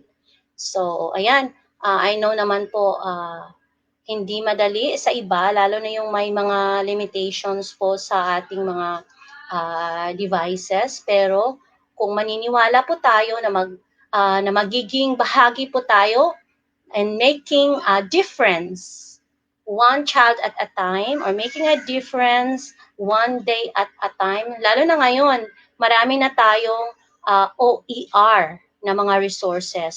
So we are so grateful na din sa Educational Technology Unit. Sobra po silang busy para may turo sa atin ay yung mga tools na pwedeng gamitin offline, lalo na yung offline, para ma-enjoy naman ng mga batang walang internet connection ang mga tools na yon. Ayan. Yes, ma'am. And actually, in addition to that, no, you know what, coding po is not specifically for PLE or ICT lang. Hindi siya for that. Actually po, pwede natin siyang gamitin and i-relate sa iba-iba pong mga subjects natin. It's across learning areas. It's just on how you're going to apply it. And actually, coding is more on logical thinking, di ba? So meron po tayong ino-offer dun sa ating OER. So meron po tayong Blockly offline. Ayan. Yes. So that is BLOCKLY, Blockly. So pwede nyo po yan gamitin para po matutunan ninyo po mag-codings. And you know what? Kasi ako natuturo din ako ng coding, pero it's web page designing. So yun yung tinuturo ko sa mga students ko. And merong video kasi doon na pinapanood namin and sinabi doon na you really don't have to be a genius in order for you to learn a code. Kasi katulad nga, di ba, ng story ni Mark Zuckerberg, if you can still remember, nung kinocode pa lang na yung Facebook, di ba? Meron siyang mga group of friends na yun lang talaga yung nakasama niya na ginawa nila yung Facebook. And nakita naman natin ngayon kung gaano kayaman si Mark Zuckerberg. Because definitely yung codings po kasi natin is our step in order for us to create something new. Kaya po, as much as possible, ino-offer po namin sa inyo in a way na hindi kayo matatakot into codings. And how Ma'am Rubilin presented code, hindi naman talaga siya nakaka-discourage, no? Talagang she opened gateways for us to know more things about coding. And we may use it in our classroom. Yes, kaya nga po sa ibang bansa, as early as grade 1, grade 2, Yes. nag-aaral na silang mag-code. And some schools, meron sa mga private organizations, I believe, as early as elementary, may na-introduce na sa kanilang mga blocking applications, such as Scratch. Yes. And with that, thank you very much, Teacher Rubilin. I know na marami pong natutunan ng ating mga teachers nationwide. And with that, we would like to congratulate you. And we also would like to remind teachers that we're going to have the evaluation so that QR code will be posted later. And we will proceed to our next speaker. Congratulations, Teacher Rupali. Thank you very much.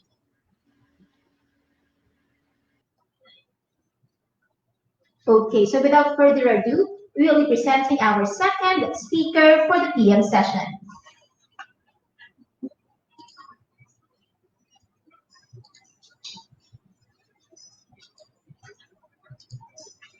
Our second presenter for today is one of the EdTech specialists of the ICTS EdTech unit from the division of Lapu-Lapu City, Region 7, Central Visayas.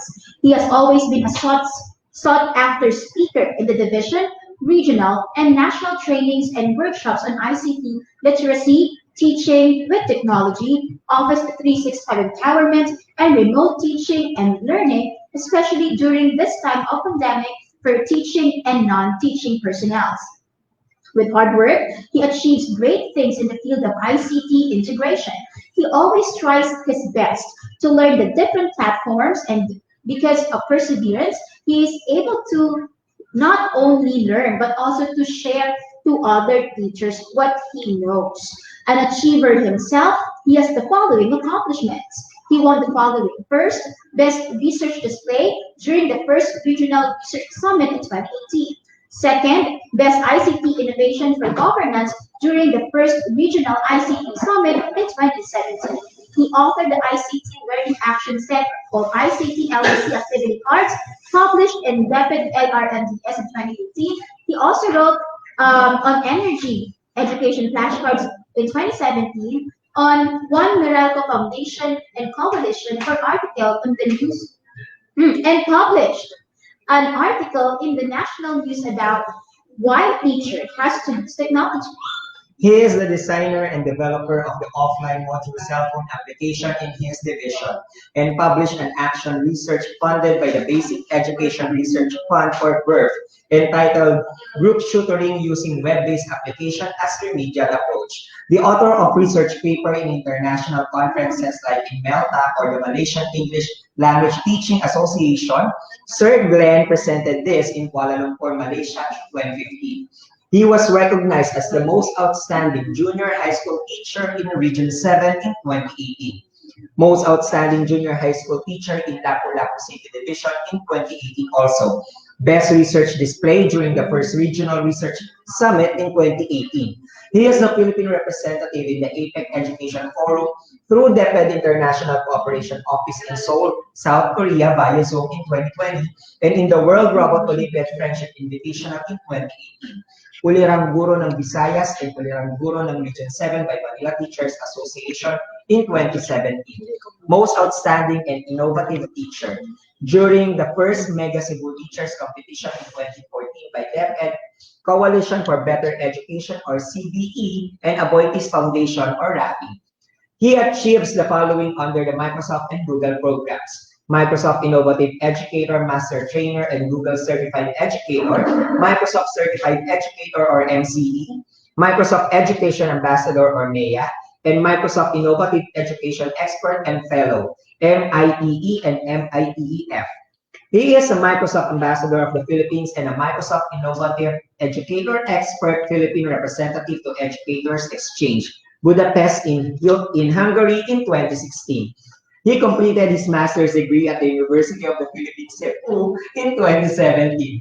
For more than 11 years, his teaching principle is he never minds if success doesn't always translate into financial rewards, but invariably satisfies his needs to impart his wisdom to others for the glory of God, who is his Lord and personal Savior, the greatest master teacher of all. Ladies and gentlemen, we are proud to present to you Sir Glennie Laping. Hi, Sir Glenn. Hi, Hello Sir po. Glenn. Hi, Ma'am May and Sir Jeff. Naririnig po ba ako? Yes po, loud and clear. You may Thank you so start much, Sir now, sir. Jeff. Thank you, Thank you Ma'am po. May, for that God-glorifying introduction. I am so blessed to be here and to be part of history. The very first virtual INSET, a national virtual INSET. We are now at the last topic. I know that. That's why we're very excited for our certificate of recognition. However, as they say, save the best for last.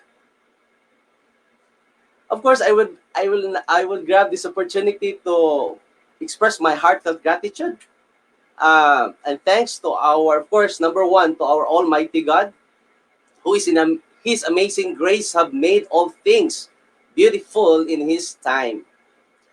So I would like to shout out to all the teachers and to all the very, very supportive DepEd officials in Region 7, headed by Regional Director Dr. Salustiano T. Jimenez. Especially to all the teachers in the division of Lapu-Lapu City, headed by Dr. Wilfreda D. Bungalos, and especially to all the teachers in District 2, headed by Mrs. Charina Witzko Sagarino. And of course, the most awaited, my school head, to all my beloved Punta Engaño High School teachers, headed by Dr. Rena G. Sagarino, and Punta Engaño Elementary School, headed by Mrs. Annalyn Malingin. Hi, ma'am, and hi, sirs. I know that you are so very excited this time. So there they are. Thank you so much for your support for ETU and for this National Virtual INSET. And of course, to our DepEd Lapu-Lapu City Division's teams casters, DepEd Lapu-Lapu City Coders, and the DepEd LLC Office 365 Rangers. Oh, ayan na guys, na-shoutout ko na kayo, alright? At this time also, my OMF family. So, I made this slide so that para wala akong maiwan. So, Sir Anaklito, andito ka na, wag ka na malungkot. Alright, so, and everybody, no, the OMF campers, teachers, the CBE, the GFT teachers, headed by Mrs. Luchi and Sir Jeff Tarayaw. And of course, my beloved wife and daughter. Thank you so much for praying and for the support that you have given to me until this time. Afternoon is the interactive learning materials using Scratch animation. So, ang dami pang gustong magpapa-shoutout, but my time is limited, guys. However, later during the hands-on, I think I can have the time. All right? So, I think half of my presentation is shoutout. All right. Kasi light na lang yung topic ko. This is just somehow like basic application on Scratch, because I will not go further anymore on the explanation part why it's important to know about coding, because it was mentioned already by Dr. Robelin Pastrano about the hour of code. Then we will make a differentiation later on. The difference between the hour of code and the Scratch animation. All right? So objectives for this afternoon. Number one, Scratch animation. Number two, create a Scratch account. And number three, code a sample animation. Let's watch this video first. You can make your own stories, games, and animations. Let's start by grabbing a move block. We can click the block to run it. There are many other blocks to choose from. Check out the different categories. Let's go to the sound category and grab a play sound until done block. I'll snap this onto our move block. When do we want these code blocks to run? Add an event block on top to start the code. I'll add the when green flag clicked block. You can easily reorder or delete these blocks at any time. Add as many characters as you want to your project and code each one. Check out the tutorials page for ideas and inspiration.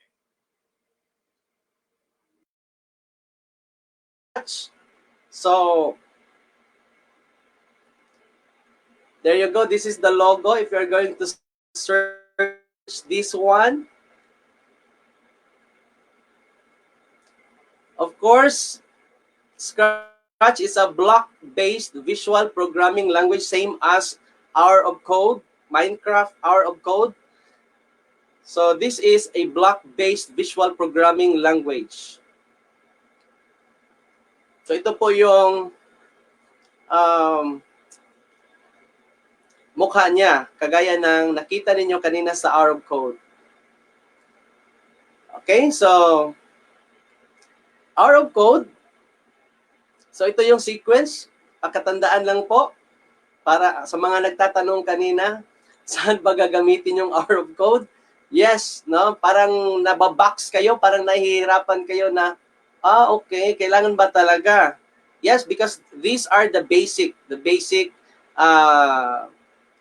parang kagaya ni Ma'am Ruby, di naman ako IT graduate, pero I know programming because I started with Hour of Code. At yung Hour of Code po, ito, we learned this earlier, it is more on a ready-made activities. So ready-made ng activity niya, you will not, parang your creativity is not really expressed totally because you are boxed by the challenges. Pero maganda yon dahil that's a starting point. Next po, ito yung tinatawag nating Scratch animation. So Scratch, it is our topic today. So it is more on creation and designing this time. So this time you will go out of the box. Why? Because you will create. All right? The limitation only is your imagination. And then we have the next in line after Scratch is the robotics. And we have in ATO, we have this webinar on robotics po. So it is more on the simulation in the real life application, and we are so blessed. In Lapu-Lapu City Division also we have a one robotic kit in every school, sponsored by our local government unit. And we are so thankful again for our the headmaster of this, or the proponent of this robotics. We have Sir Donald Dongog and of course Sir Jonathan Cartilia. Hi, Sir Jo. Hi, Sir Donald. All right, so when you are using Scratch, you are learning the following. So take note, you are learning animation, of course. Next, programming, of course, and design. Now, this is now the difference between code, Hour of Code, and Scratch animation. All right, so there you go. I will not forget. I will not fail to mention the person behind my skill. That's why I was able to learn Scratch animation. Shout out to you, Mr. Royden Rosiana, our DICT of Region 7. Hi, sir. Thank you so much for sharing your expertise during our training, the Functional Interactive Learning Material, the project film, last June 28 to 30, 2018. Of course, shout out also to my previous principal, Ma'am Angelita Pagubo, Ma'am Ninette Rafaela, Ma'am Elia Humauas, and Ma'am Istoya. Hi, Ma'am Luz. All right, there you go, guys. Pa-insert na lang. All right, so my journey with Scratch, Sir Royden, I know you are listening right now, and you are watching right now. Been to training the writers of the kinder, storybook writers or big book writers on how that they can use animation in their materials po. So I have been invited to the division to train these teachers who are not coders or IT to integrate Scratch in their creation of learning materials, and as well as in our school, of course, the Punta Engaño High School. Hi, PHS teachers. No, you are enjoying this, guys. Look at that video. you're enjoying during our last session. I know that one, last 2020, just last 2020, March 8, 1 year ago, I posted it there in Facebook. The teacher can become content developer using Scratch animation software, which is a good platform for instructional materials for that Deep Ed Learning Resources or LR portal. Special thanks, of course, again to Mr. Royden Rosiana, the ICT Director of Region 7, for being so passionate in sharing his knowledge and expertise in this software way back 2018. So digital fluency, hashtag 21st century, teacher, hashtag teacher animator, teacher programmer, advocacy. So they have a taste, not really the full-fledged programmer or animator, but they have that taste, no? How it feels to program, how it feels to create your content. All right? So especially right now in pandemic. And I was able to demonstrate this one. I have a national demonstration, of course, with participation from the International Cooperation Office with Ma'am Margie Ballesteros during our workshop with APEC. I was able to participate in the demonstration, and of course, I use Scratch animation. And also in the school. So, may nagtatanong kanina kay Dr. Pastrano about where can we use our code? Kailangan ba talagang i-insert? No, one of the the first rule in ICT integration is this. Number one, you have first to consider the objective or yung melt. Yun nga, very important, consider the melt. Second, okay, number one is competency. Number two, technology.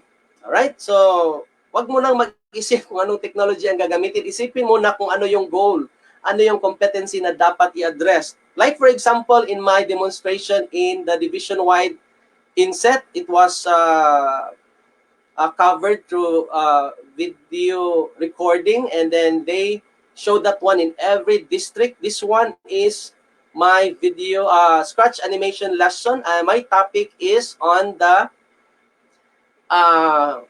Philippine folk literature. All right, grade 7. So introducing yourself with your favorite folk speech or sala wikain. All right. So we can apply Scratch in that area also. No? And then you're going to create the code, the simple basic steps in creating a program or presentation, then illustrating the voice levels and speech patterns. Because in Scratch, you can record your voice, and even you can upload and change the character or sprite as your self. So yourself will be the one to be animated. All right, so but due to the limited time, right now we cannot demonstrate that one, but I will give you the basic. Of course, I will also give you the link later for this one. So there you go. So this is during my demonstration, and we have rubrics also for Scratch projects. All right, so these are the outputs of my students during my school teaching demonstration. And accordingly, it was said that Scratch is a programming for all. Kung sinabi ni Dr. Pastrano kanina that yung R of Code is the programming for women, may part doon na for women, this one po, Scratch, is for all ages. And it has been called the YouTube of interactive media. Meron po siyang ganito. At sabi pa nga, later, ito yung mga, kung sa YouTube, ito yung mga videos. Pero sa Scratch, ito yung mga animation na gawa ng mga bata. Again, I said, bata, maniwala kayo sa hindi. Alright, so, I will read this line for you. It has become commonplace to refer to young people as digital natives, right? Due to their apparent fluency with digital technologies. Yan, sinasabi na natin, yes, our kids right now are the digital natives. No doubt about that. Indeed, many young people are very comfortable sending text messages, playing online games. Isa na doon, anak ko. and browsing the web. But, hindi ibig sabihin, alam na nila mag-browse sa web, mag-send ng messages at maglaro online that they are already fluent with new technologies. It does not really make them fluent with new technologies. Bakit, sir? Kailan man natin masasabing fluent yung isang bata sa paggamit ng technology? Though they interact with digital media all the time, pakinggan niyo po to, few, konti lang po, are able to create, the word is create, their own games, animations, or simulations. Yon. So, few are able to create their own games, animations, or simulations. It's as if they can read but not write. Tulad nito, ito yung parang short, yung summary ng sinabi ko. Digital, sabi dyan, as we see it, digital fluency requires not just the ability to chat, browse, and interact, but also the ability to design, create, and invent with new media. As my daughter did in her project during pandemic. Papanoorin ko po kayo sa ginawa ng anak ko. Ito po.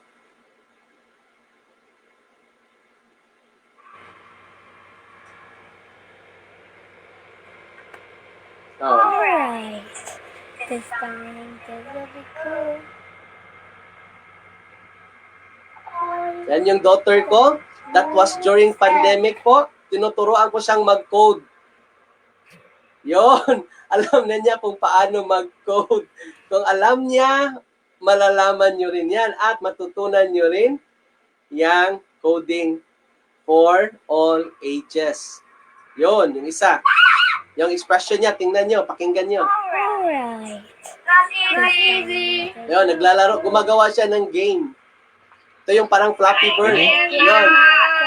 Yeah, it's going to catch as many hearts as possible. 24. Yon.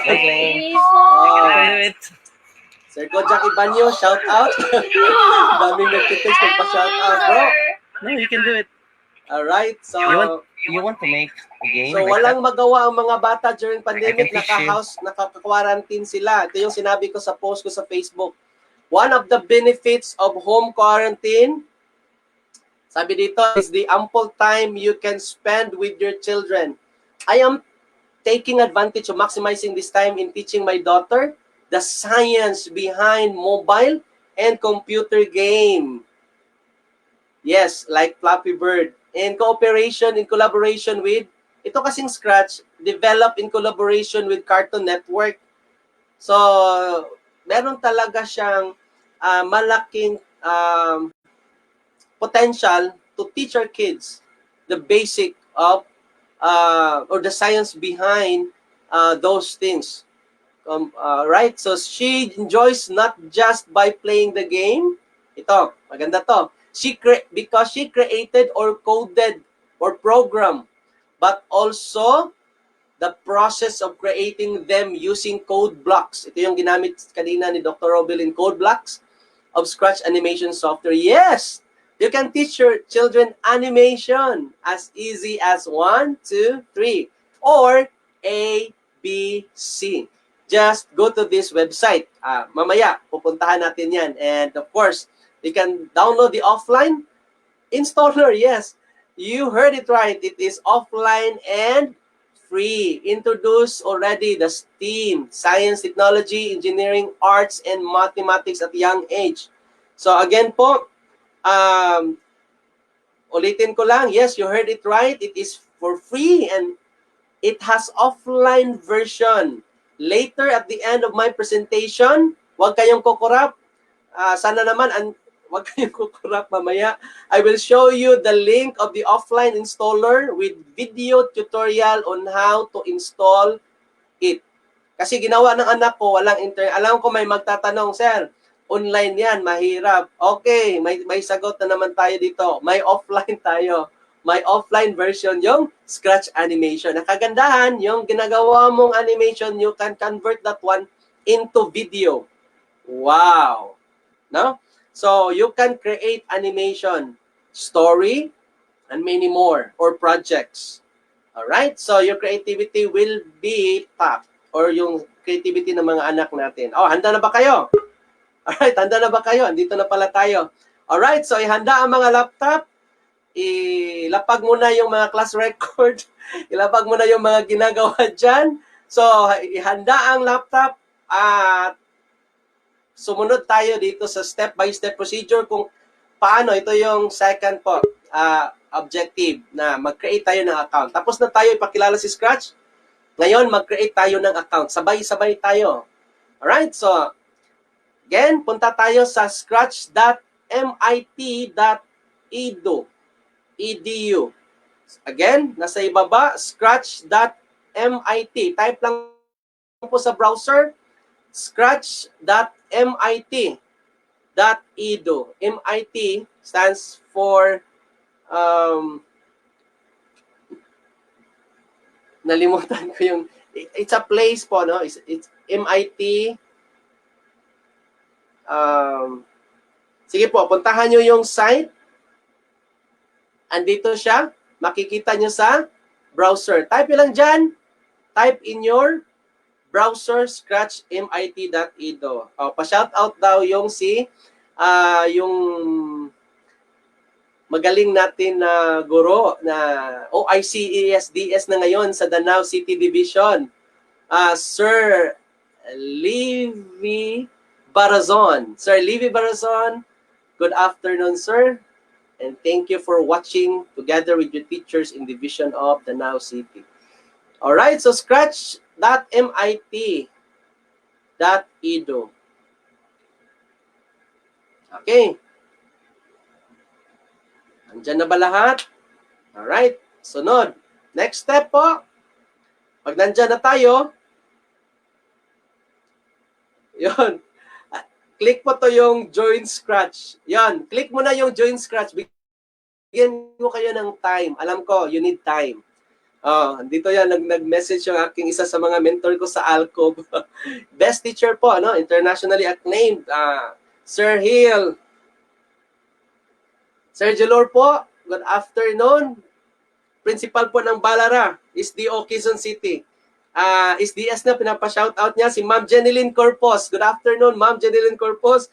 Pinapa-shoutout po kayo ni Sir Gilor of Balara National High School. Thank you for inviting me last time, sir, to speak in your division. All right. Na-click nyo na yung Join Scratch. Ito yung makikita nyo after. Yon. Meron kayong makikitang paglalagyan ng inyong username and password. You are going to create, number 3, create a username. Not necessarily yung name. You're welcome, sir. Not necessarily yung name, but you can use any username at gawa kayo ng password. Alright? Gawa kayo ng password. Nakagawa na ba? Sige, hindi ka kayo mamadaliin kasi kailangan nating dahan-dahanin yung ating gawa ng account. Very important po yung process na ito. Kasi pag maiiwan kayo, hindi na kayo gaganahang sumunod. Ang daming nagpapa-shoutout. Ma'am Jade of Davao City. Our Mia there in Davao City. Alright.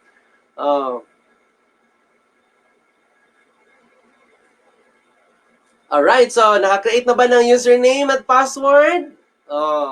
Ilista ang mga username at password sa notebook. O itagong maigi mang hindi malilimutan. Alright. Ma'am Wilms Luterte, pa-shoutout daw. Ma'am Wilms. Alright, I know you, ma'am. I still remember you. Yes, Sir Bobby, no, of the Now City Division. Yes, of course, bro. Alright, may username na ba at password? Proceed tayo sa next. Sana naman na-accept yung password at username. Kagaya ng ginawa ko. Sample lang yan. Huwag niyong gayahin. That's my account. Taken na yan. Hindi na yan pwedeng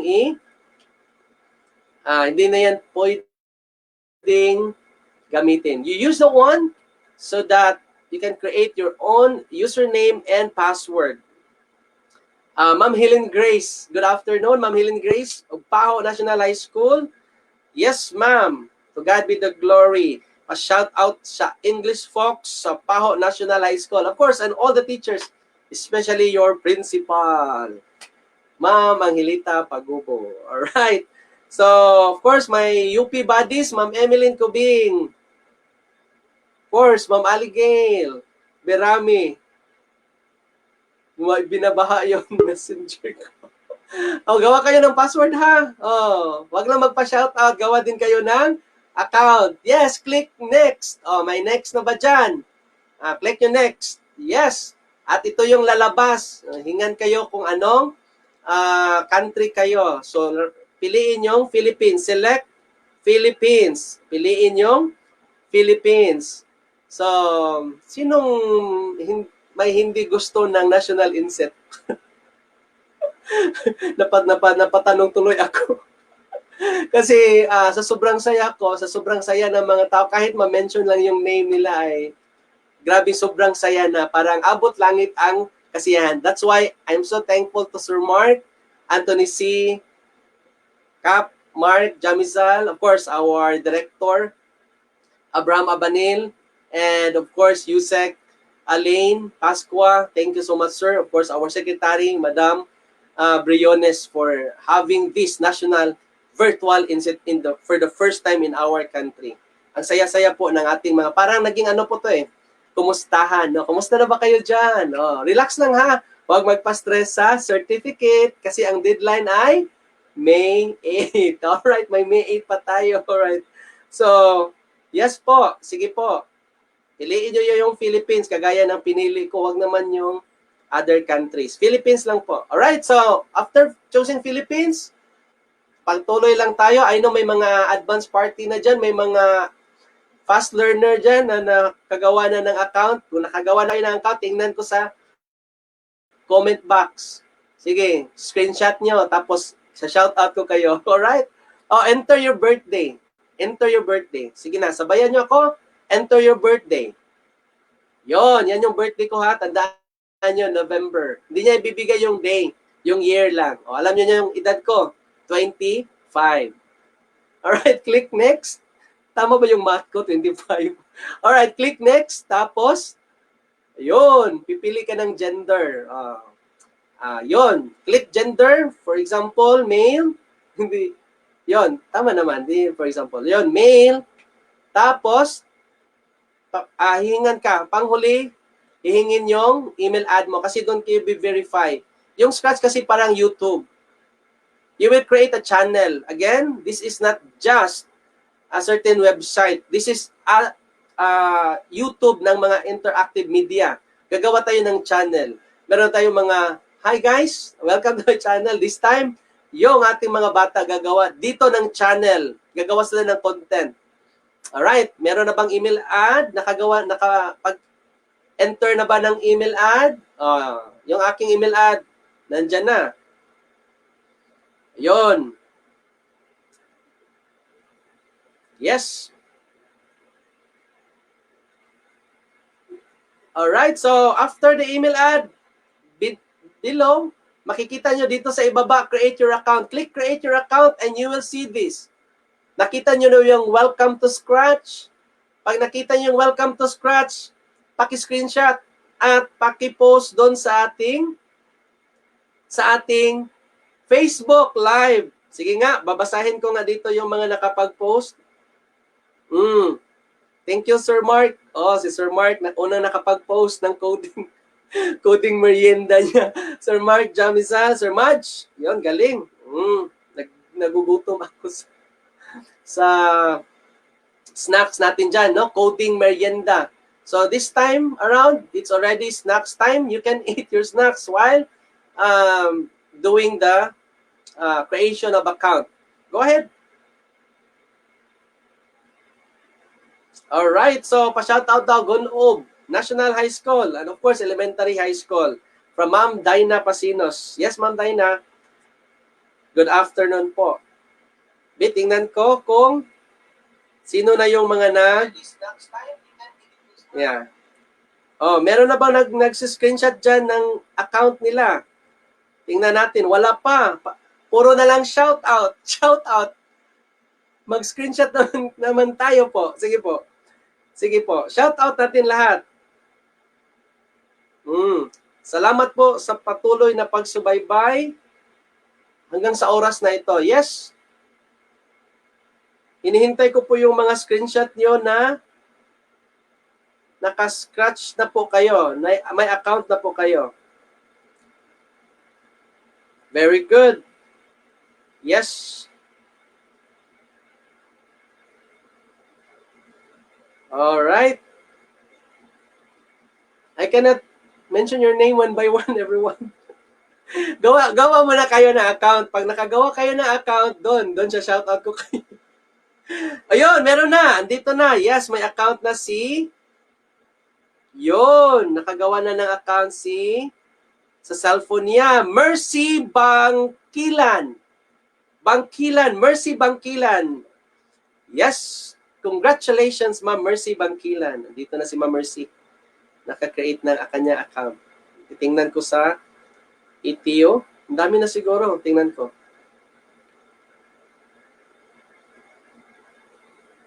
Alright. Oh, screenshot niyo yung... hindi ko makita. Yun, ito. Tingnan ko. I will try. Oh, may account na ba ang lahat? Oh, screenshot yung account. Ay, ang dami na pala. Yun. Ma'am Arlene, ang dami nito. Yes. Yes po. Yes, Bangkal Knight High School, Sir Gilbert Iniquila. Yung output natin, yes. Screenshot lang po, screenshot. Yes, andito na. Next po is, puntahan natin yung, post a screenshot in the comment. Hindi dito nagtatapos ang ating pag-create ng account. Meron siyang tinatawag na confirmation through your email ad. Kasi nilagay natin yung ating email account. So dito sa ibaba, click Get Started. Pag na-click natin yung Get Started, yun, dadalhin tayo sa ating platform. Ito na yung site. Ito na yung ating Scratch Animation website na may account natin. Tingnan natin. Yun, meron siyang confirm your email. Click nyo yan. Click nyo yung confirm your email. Once you click that one, makikita nyo dito, check for the confirmation message we sent to, the email ad that you have provided a while ago. Once nakita nyo na yan, dito yan, sa itaas, yung yellow bar, sa site, may yellow bar siya, orange bar, kasi you need to confirm pa para yan, makumpleto yung pag-create mo na account. Tapos, puntahan mo, open mo yung email ad mo, andito yung sa akin, at makikita mo yung message. Siguro, yung iba may katagalan, yes, let's take time. It's very important to take time to wait. Pag nandyan na, please click this confirm my account button. Click this confirm my account button. Pa-shout out po, sir. Teachers of Ibo Elementary School. Ma'am Gretchen. Yes, ma'am, of course. Shout out na kayo. Alright, so click confirm your account. Once you click the confirm my account, andito dadalhin kayo ulit doon sa website at makikita po ang ating mga pangalan o yung username. At, of course, congratulations. Kung andito na lahat, may congratulations na kayo. Ito na naman. Post a screenshot, take a screenshot, and post it in our comment box. Post it in our comment box. Shout out po sa aking mga kaguruan ng elementary sa Puntainganyo at Mactan Elementary School at Mactan National High School. No? So I cannot mention everyone. Yun po. Thank you so much, ma'am, for teaching me how to teach. Teaching me how to learn. And that's why I am now a teacher like you. Ma'am and sir. Alright, so ito po. Nagsi-screenshot na ba kayo?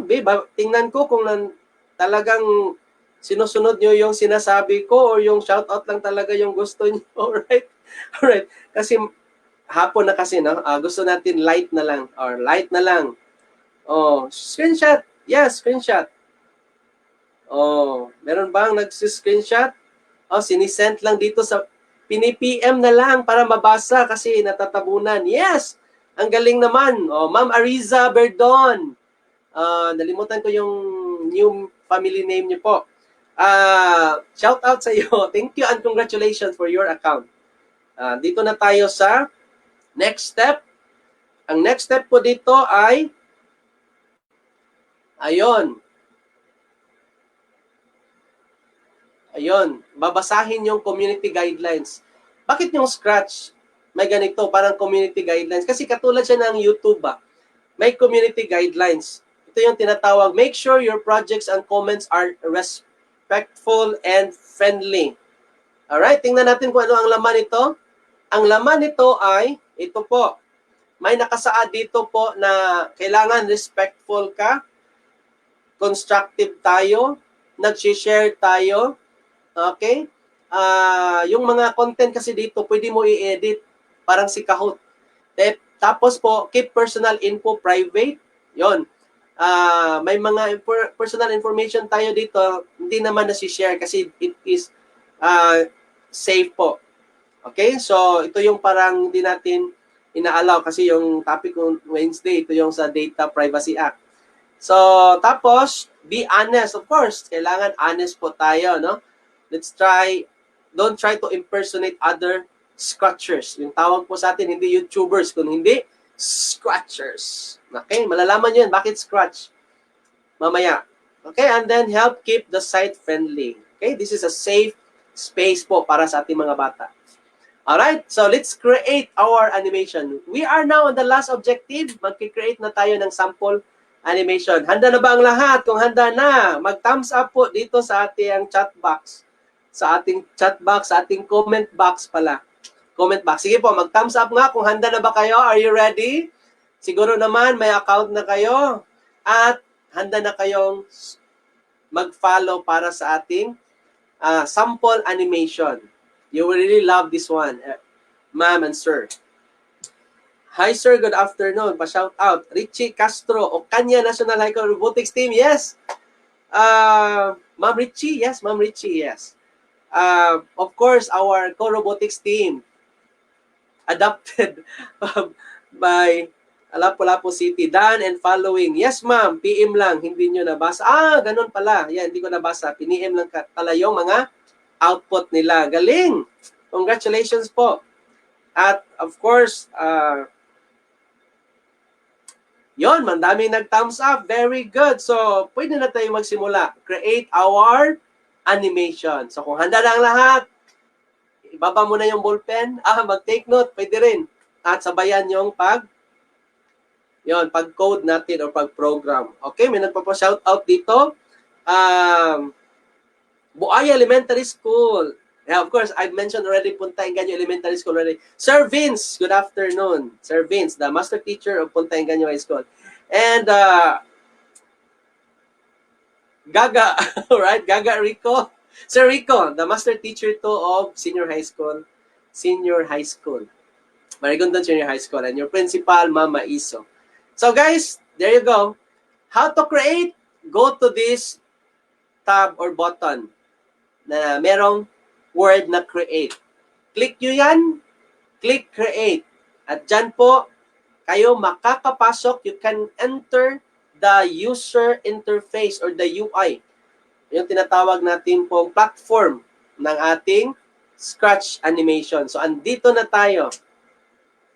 I'm almost done. Papakita ko lang po 1 to 2 tutorial. Kung okay lang sa inyo. Alright? So, ito po yung ating platform. Kung nakapasok na kayo dyan, yun, again, what are the parts of Scratch? Kung nakapasok na kayo dyan, wag mo na yan, paki-screenshot nga kung nakapasok na kayo at paki-post sa ating comment section, sa ating Facebook page. Paki-post ang comment po, yung screenshot po sa comment section. Please post a screenshot of this Scratch animation platform or user interface. Right, so kailangan yung pangalan nyo yung naka-screenshot, hindi yung akin. Baka yung iba yung akin yung screen, yung isi-screenshot. Alright, so shoutout ko kayo. Yes, don't worry pag nakasubmit kayo ng output. Lahat ng teachers sa Pook National High School, Talisay City Division, headed by Dr. Kajija Maricar Pamplona. Yes, kasi nakapag-submit si Ma'am Welms ng output. Yes, ma'am. Na-shout out ko na sila po. Alright.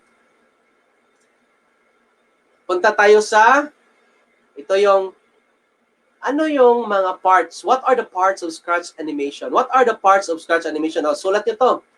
Very important. Bago tayo mag-direct sa inyo paanong mga gagawin, dapat alam nyo kung saan siya kukunin at ano yung tawag dyan. Alright? Yes, Ma'am Lara. Wow, my favorite teacher in Mactan National High School. Ma'am, my favorite teacher in ASP. Yes. Ma'am Lara. Yes, nagsabit siya ng output. 2, may video pa. Ang galing. I salute you, ma'am. And you are one of my role model po. Alright, so let's proceed sa mga parts po ng Scratch animation. Dito po, nakikita nyo yung pusa. Ito yung tinatawag natin na sprite. Yung character. Okay?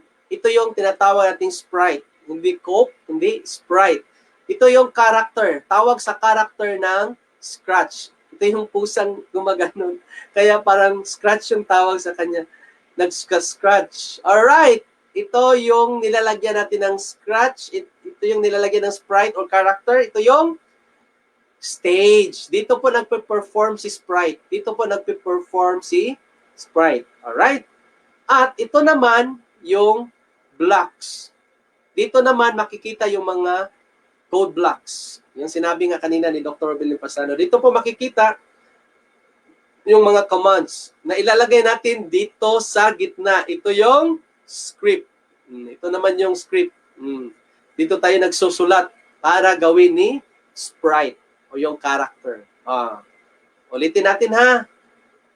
Kung talagang na...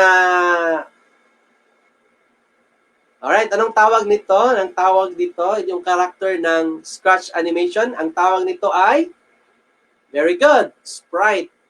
At ito naman, kung saan siya nagpe-perform, it is called, very good, may sumasagot, stage. At dito naman yung mga blocks, kung saan nakalagay yung mga command, ito yung, very good, blocks. Sinabi ko na blocks. Alright, at dito naman sa gitna ay ito yung tinatawag na script. Very good. Alright, so it's time for hands-on activity. Hands-on activity. Alright, so kung nakagawa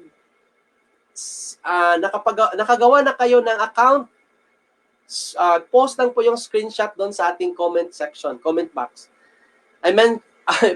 Yan, pa-shout out. Soong Elementary School. Hi, Ma'am Lizelle, headed by Ma'am Lizelle. And of course, Ma'am Ana Marie, na gumawa ng output, nag-send. Ito yun. Yun, ang galing ng output ng Ma'am Ana Marie. Yes, congratulations, Ma'am Lizelle Abing and Soong Elementary School teachers. Alright, so para makakagawa tayo ng output, punta tayo doon sa ating website. Puntahan natin yung Scratch animation website. Alright. Dito po. Kung makikita nyo, if we can see the screen, we have this tab at the top.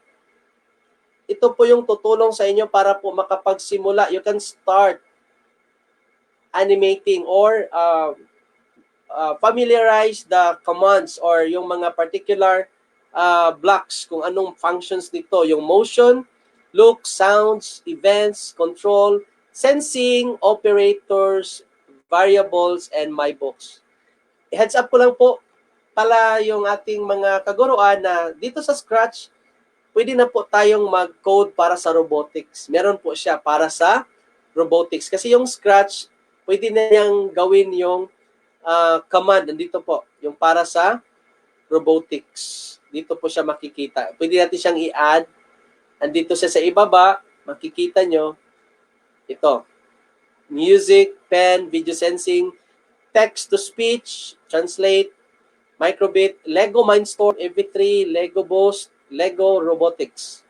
Alright, so ito kasi yung ginagamit namin sa Robotics, yung Lego, EV3. Alright, so click nyo yung tutorial. Click tutorial. Yon, na-click na ba yung tutorial?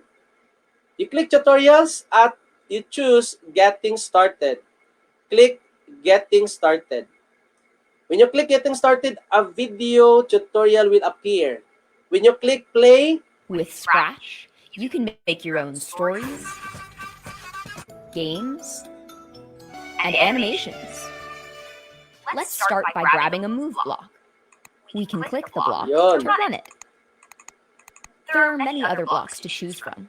Check out the different categories. And you Let's can go to the sound category maximize this and one. grab a Like this. play sound until done block. I'll snap this onto our move block. So this is what we called a while ago. Ma'am Rubilin mentioned this as the drag and drop programming. To run. This is Add a an drag event and block drop on top programming. to Still start the the same with Arab I'll code, add the when but the green flag difference clock is block. you can create your own You can animation. easily reorder or delete these blocks at any time. Add as many characters as you want to your project and code each one. Check out the tutorials page for ideas and inspiration. Alright, so there you go guys. Subukan natin. Let's try this one. So sample is, if you will open this next, there is an instruction here, add a move block. The blue color, the good thing here is it's color coding. So it's color coded box, so it's blue. You can easily identify where's the move block or ito yung motion block. So click this one and then drag, double click, then drag and drop as what you can see here below. Alright, so naka-drag and drop programming na ba ang lahat? Just click the move 10 steps and then put it on the script. From the blocks to the script. Pa-shout out po sa Maribago, yung Maribago High School. Ma'am Adak and Ma'am Rosalie. Naning Naminaw. Alright, good afternoon ma'am. And yes, create also your Scratch animation. Pakisend po. Yes, that would be great that you will learn the basic of computer science programming. After this, you click this one, the move blocks, as what we can see here in the tutorial video, and look at the sprite. What will happen to the sprite if we click the move block? What happened? Yes, it is moving. All right. So because it is a move block, and unlike Arab code, you cannot touch the character. But here, you can, yes, drag and drop. Drag and drop anywhere. You want to position the cat at the top, below, center, right, left, anywhere you want. Alright? So next po, tingnan natin yung next. Ito yung tutorial. Hindi na tayo mahihirapan pa kahit wala na ang speaker ninyo ngayon. Mamaya, meron kayong maipapagawa sa inyong mga anak na productive. Alright? Yung iba, grabe na yung screen time, no? Hindi productive. Dito po, they will become productive, I tell you. Yung anak ko, 7 years old. Alright. Okay, so, next step is yung purple. Ito yung tinatawag na purple. Hello. Say hello. Ito yung, yes, looks. Ito pala yung looks. Okay? Say hello for 2 seconds. Lagay natin dito sa ibaba. At after that, i-click natin yung code blocks sa script. Tingnan natin kung ano ang mangyayari sa sprite. Yon, anong nangyayari sa sprite? Ang sprite ay, yon, nagsisay hello. Nagmo-move at nagsisay hello. At panghuli, yon, we are going to click the green flag to start. We are going to click events. The orange one, orange group, block, ito, events. When you click this one, yes, you can see the green flag. Sabi dito, ilagay sa tok-tok. At when green flag click, the sprite will move 10 steps, say hello for 2 seconds. Tingnan natin, click natin yung green flag. Yung green flag ay nandito sa itaas. If you can see, dalawa yan, may green tsaka red. In the traffic light, ang green ay, very good, go, and yung red ay, stop. Pag na-click tayo ng green, mag-go siya, pero pag na-click tayo ng red, magsta-stop siya. Yan po yung purpose ng green. Ito yung purpose ng green. Ito po. Okay, so dito, natapos yung first, parang initial na tutorial na. 3 code lang, alam na natin yan.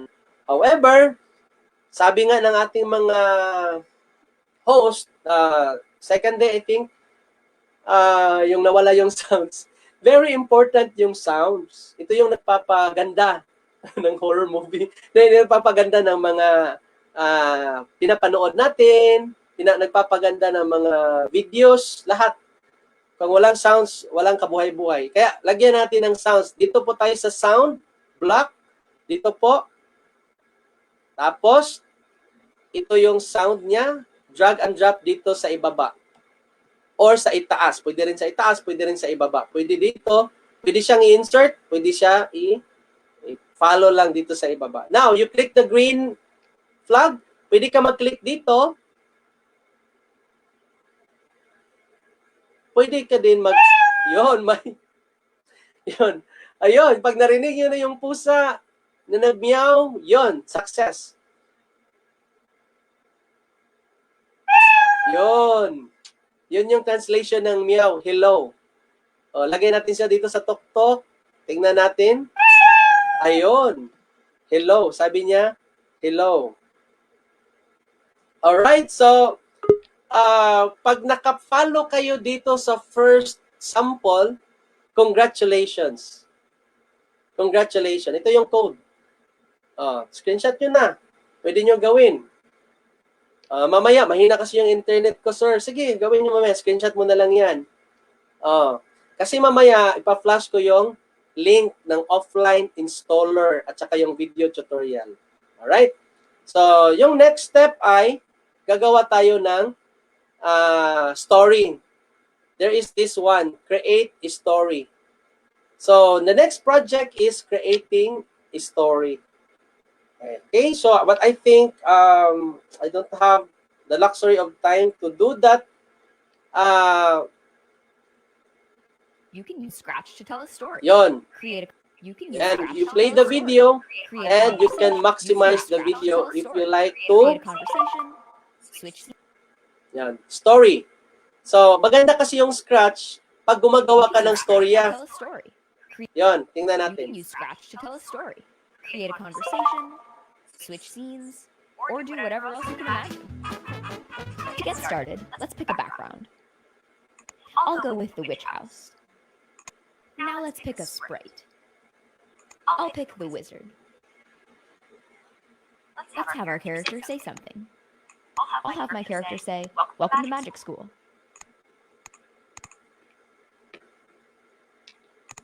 Ayun. I'd like to add another character. You can So I'll change choose the another sprite. background This time, I'll pick the elf. and you can add sprite or It looks like characters. the elf isn't facing the wizard, so I'll change the way they're looking. Let's go to the costume Sir tab and Hipolito, choose flip Sir horizontal. Mama, So the costume good is now afternoon. flipped Yes, to face the sir. wizard. Thank you so much for watching. And Santa Fe Conversation. National High I'll School, add a say block to nagpapa-shout illustrate. out, headed I'll make by this Sir character say, Noel "I'm going on a quest." Nervida. Good afternoon po, sir. Let's click the green flag to see what happens. They both speak at the same time. So let's go ahead and add a wait block before the elf speaks. I'll make Oh, this 2 ayan. seconds.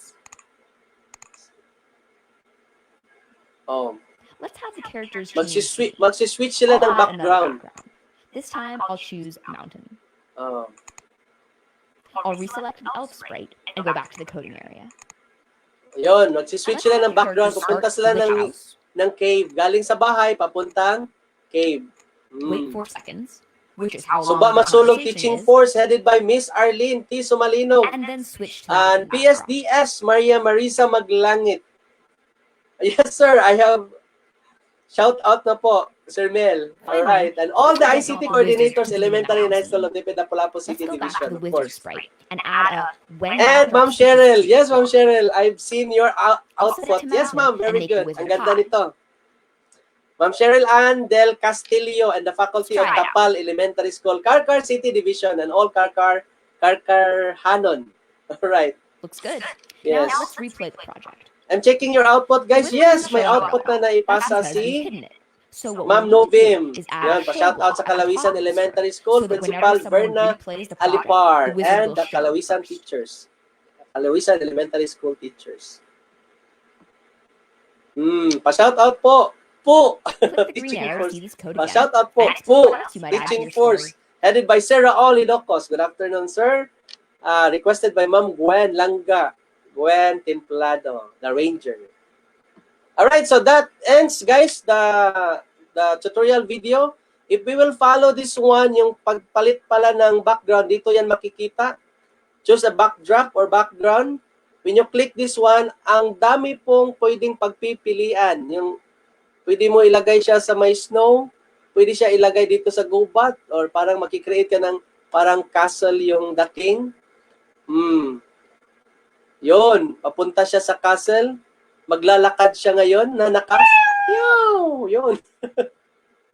Alright, so meron pa to siyang code na para continuous po yung paglalakad niya tapos mag-shift. However, I have 2 minutes left. I think, am I right, Sir Jeff? Just checking the time. Ma'am May, Sir Jeff, 2 minutes left, right? Andito po lahat yung gusto nyong malaman. At after this, pag alam nyo na to, you can now create your own creation in your own, based on your imagination po. Again, your imagination is the limit. How creative you are in creating this one. Pwede kayo makakapagawa ng games, stories. Dito po yung mga sample. Papakita ko po, may mga ginawa na po yung iba. Tapos ang gagawin nyo lang, i-edit nyo na lang yung kanilang mga code. Andito, punta kayo doon sa, dito po, dito sa home. Click nyo yung Scratch na logo. Tapos, click nyo yung mga featured projects. Kasi itong mga featured projects po, this one, ito na lang, Women's History. Meron dito Women's History. Yung kagaya nito, Jackpack Cat. This, for a while. These projects are editable. Sinishare sila. Kasi, pwede kang mag-duplicate ng, katulad nito, play natin.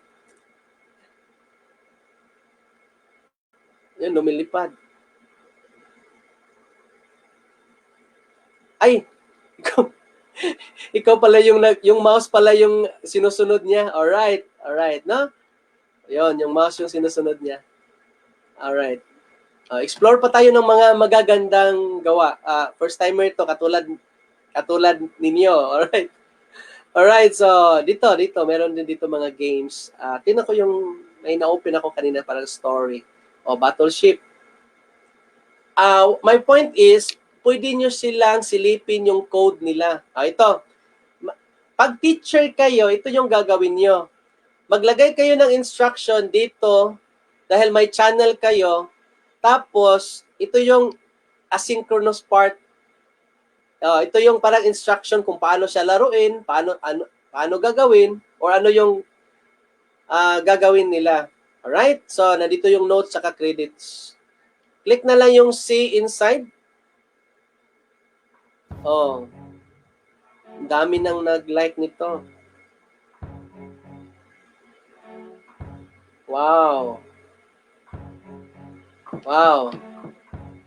You click see inside at makikita nyo po ang code ng Battleship. Press to begin. Spacebar pala. Spacebar dito. Yun, galing. No? Attack. Meron siyang ganyan. So, ito yung code. Alright? Or balikan nyo yung mga tutorial. Tapos, nandito po yun lahat. Yung pwede nyo gustong malaman para po makapag-create kayo ng mga animation that tells a story, or yung mga bata nyo will introduce themselves. Hindi naman sprite yung gagamitin nila, kundi yung mga mukha na talaga nila yung kanilang gagamitin para po as their output. Alright? So,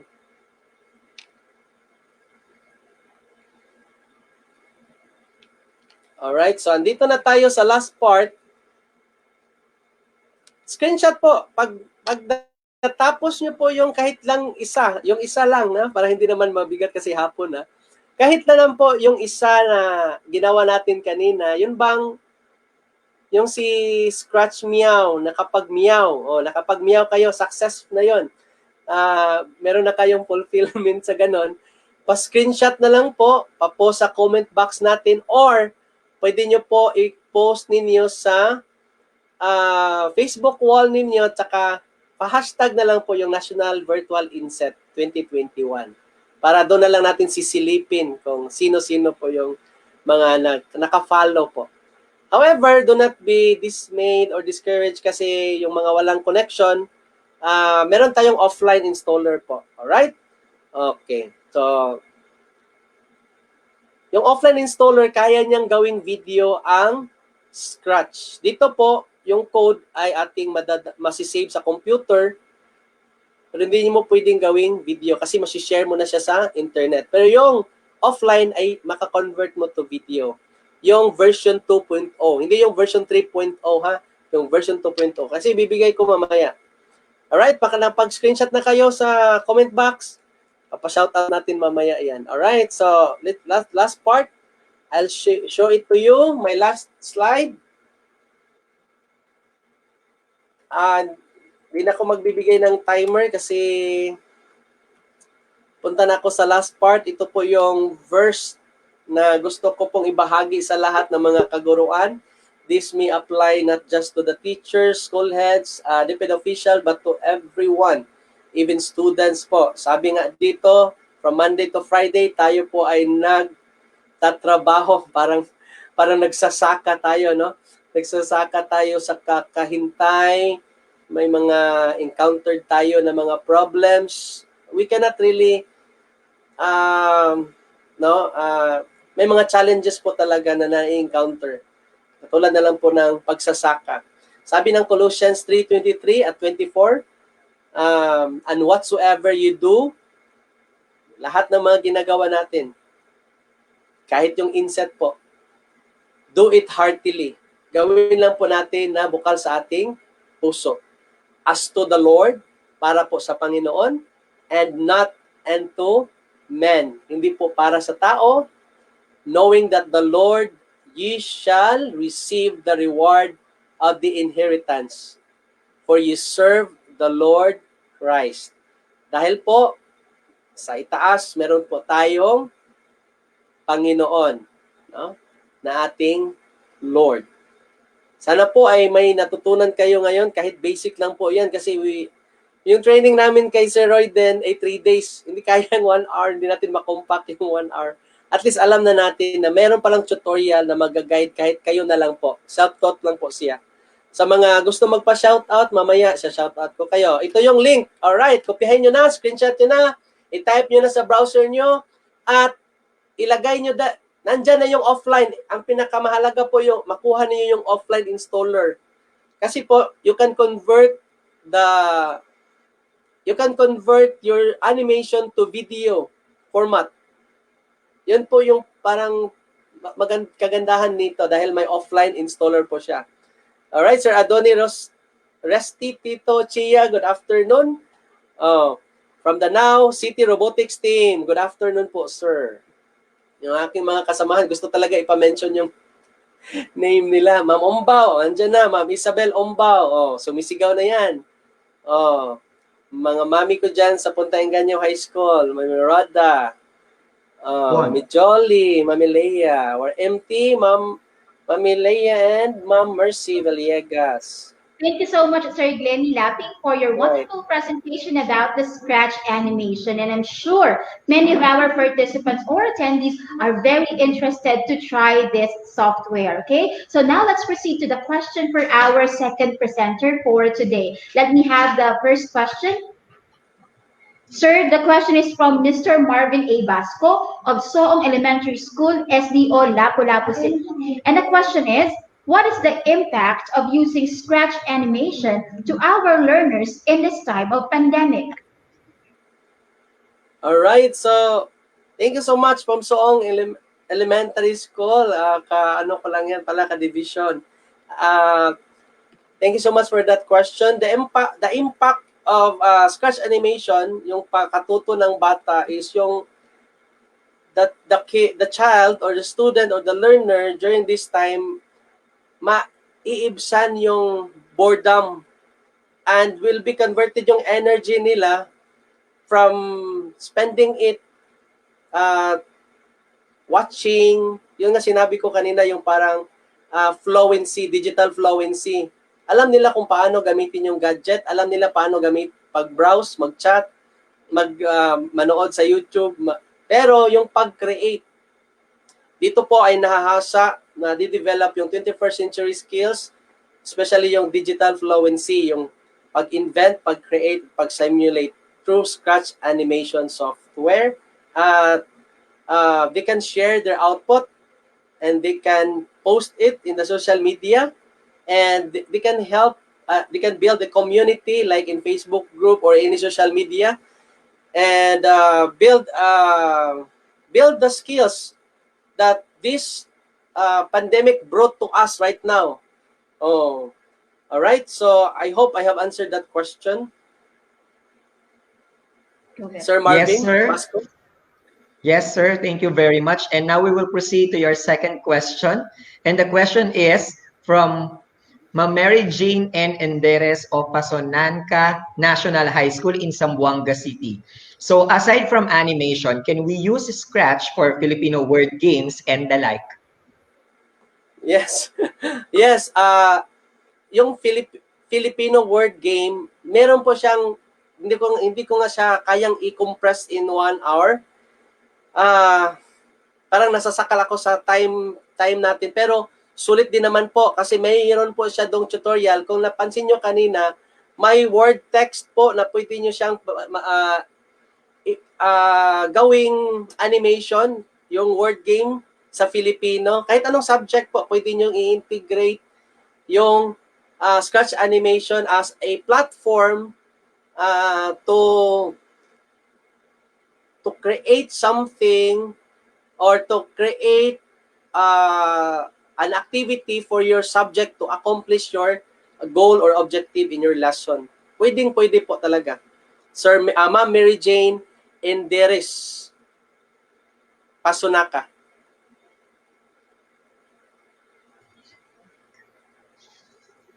Yes, sir. Thank you very much. And I know that our teachers right now have an idea about the Scratch animation. So we are very much thankful for having you here, Teacher Glenny Lapping. And maraming salamat po and keep safe. Thank you, sir. Ingat po, sir. Thank you so much. Thank you, Sir Jeff. Thank you, Ma'am May. Opo. Yes, right now, Teacher May, no? So we will proceed with the impressions that we have received from our guests for this afternoon. Okay, but before we do that, let me present or let us flash the QR code for the evaluation of our PM presenters for today. So this is the QR code for Mr. Glenny Lapping's presentation. And this one naman is the QR code for Ma'am Rubilin Pastrano's presentation about hour of code. Let us now go to the impressions of our selected teachers and principals all over the nation.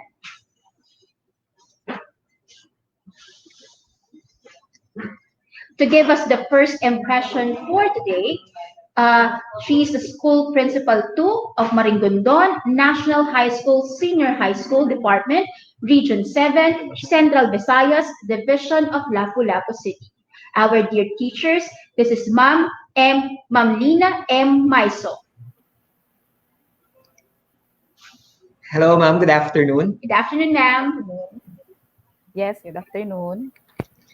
Yes, Hello. so we are very much excited to hear your impression about our first ever virtual INSET 2021. You may start, ma'am. Okay.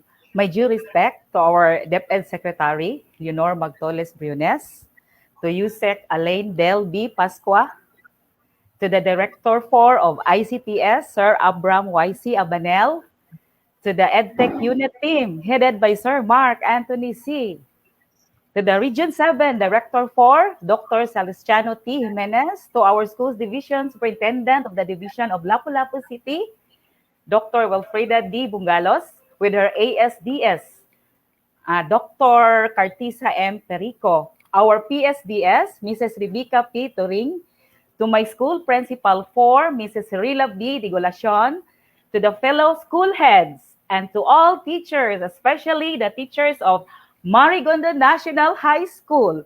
Maayong hapon sa tanan. First, my salute to the program management team headed by not less than our USEC, Alain Del B. Pascua, for the very successful first ever DepEd National Virtual In-Service Training for Teachers. Thank you very much for this rare opportunity. Why rare? Because we cannot deny the fact that acquiring a national certificate is quite difficult before this pandemic. Kasi selected lang ang ipapadala sa national training, right? But because of this virtual INSET, for the first time in the history of DepEd in the list, we will just switch on our device plus the internet connection. Then, lahat ng mga guro sa buong Pilipinas ay nakaka-attend sa virtual INSET na ito. So how thankful we are. That's how technology works. With regard to the INSET topics, the speakers are very much competent with their topic and they deliver it comprehensively and very easy to understand. And I have also observed that all speakers are optimistic and humble the way they respond to the questions raised. Kudos to all of you speakers. My thumbs up to my co-participants, especially to the school heads of Region 7. Hello. And to the senior high school teachers of Marigondo National High School. Kumusta mo diha? For being diligent in listening and actively participating the activities, even if some are struggling with the internet connection. And I know that all of us has many tasks to comply, but still, we stayed until today. Let us keep the fire burning to gain more knowledge in order to match the new normal way of educating our learners. We cannot deny the fact that the struggle in acquiring our certificates is real. But always remember, we are the one making that struggles and stress. Why? Because the PMT always reminds us that certificates can be acquired anytime. Until when? Until when? May 8, 2021. Kasi ang alam ko naman ang mga rason diyan, mga teachers, di ba? Bakit nag-uunahan tayo sa pag-acquire ng certificates? Kasi pag nakakita na tayo ng nag-post ng certificate sa social media, parang naisip na natin na nahuli na tayo. No, it's not like that. The important in this INSET is we learn before we acquire the certificate. So I would like to tell you that hindi naman tayo minamadali ng DepEd EdTech unit, di ba? So as Coach Graham posted, it is not the situation. It is your reaction to the situation. Put that in mind. We must remember that learning is an essential part of our lives as an educator. We need to constantly acquire new and additional knowledge and put it into practice. We need to learn more so that we can give or share more. My realization on this INSET is that there are still a lot to learn. Never stop learning. And lastly, I will end my talk with this quote from Anon.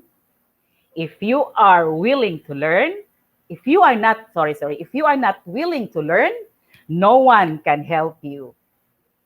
If you are determined to learn, no one can stop you. Congratulations and keep safe, everyone. Thank you very much. Thank you so much for that wonderful message, Ma'am Maisel. And now we will be going over to our second impression for the day.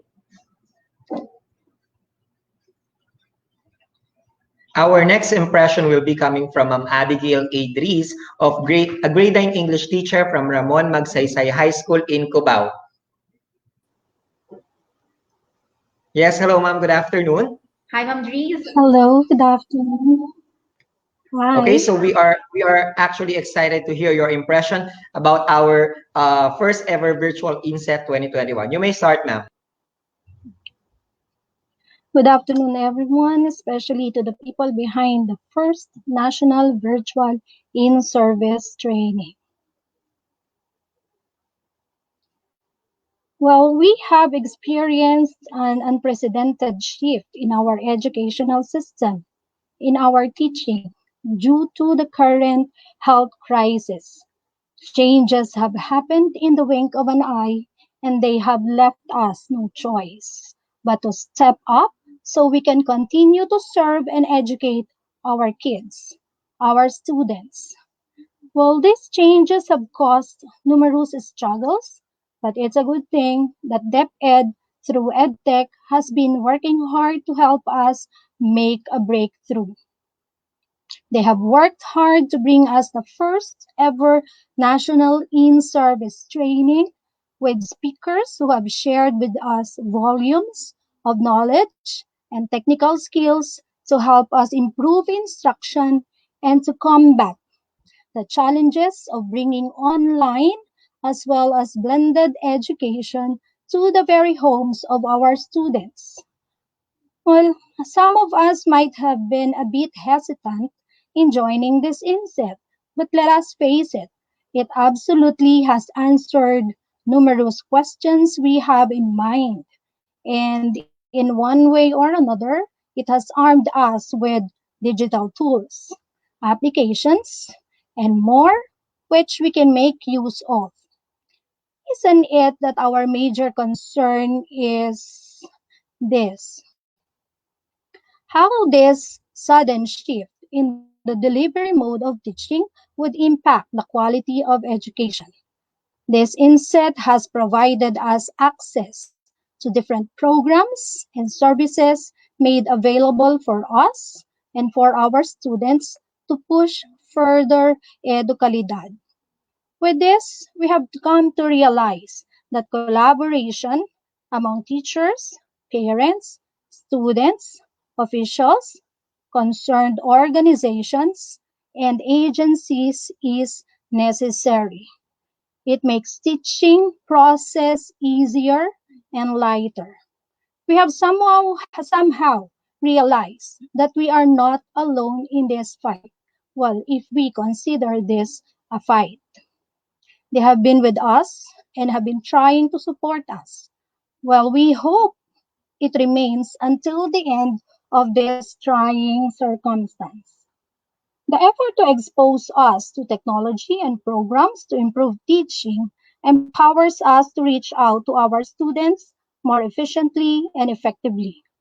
But can we and should we take them all in? Information overload, right? Well, we teachers know the answer. We know our students in the first place, and we are aware of what they need. We can then examine and explore the full potential of ideas, concepts, technological platforms, and applications we have learned. We can determine which among them suit the needs of our learners best. We can tell which are applicable and effective. Bear in mind, though, that we need to exhaust all available resources. If resources become unavailable, let us be innovative enough to create. This may be difficult and cumbersome, but I am sure it is possible. Look at this virtual INSET. DepEd has made it possible. So we can create possibilities together for the welfare of our dear learners. EdTech is here to help us anyways. Also, we are passionate, no doubt about it. If we're not, we would not participate in this 5-day inset. Well, it takes us many hours, right?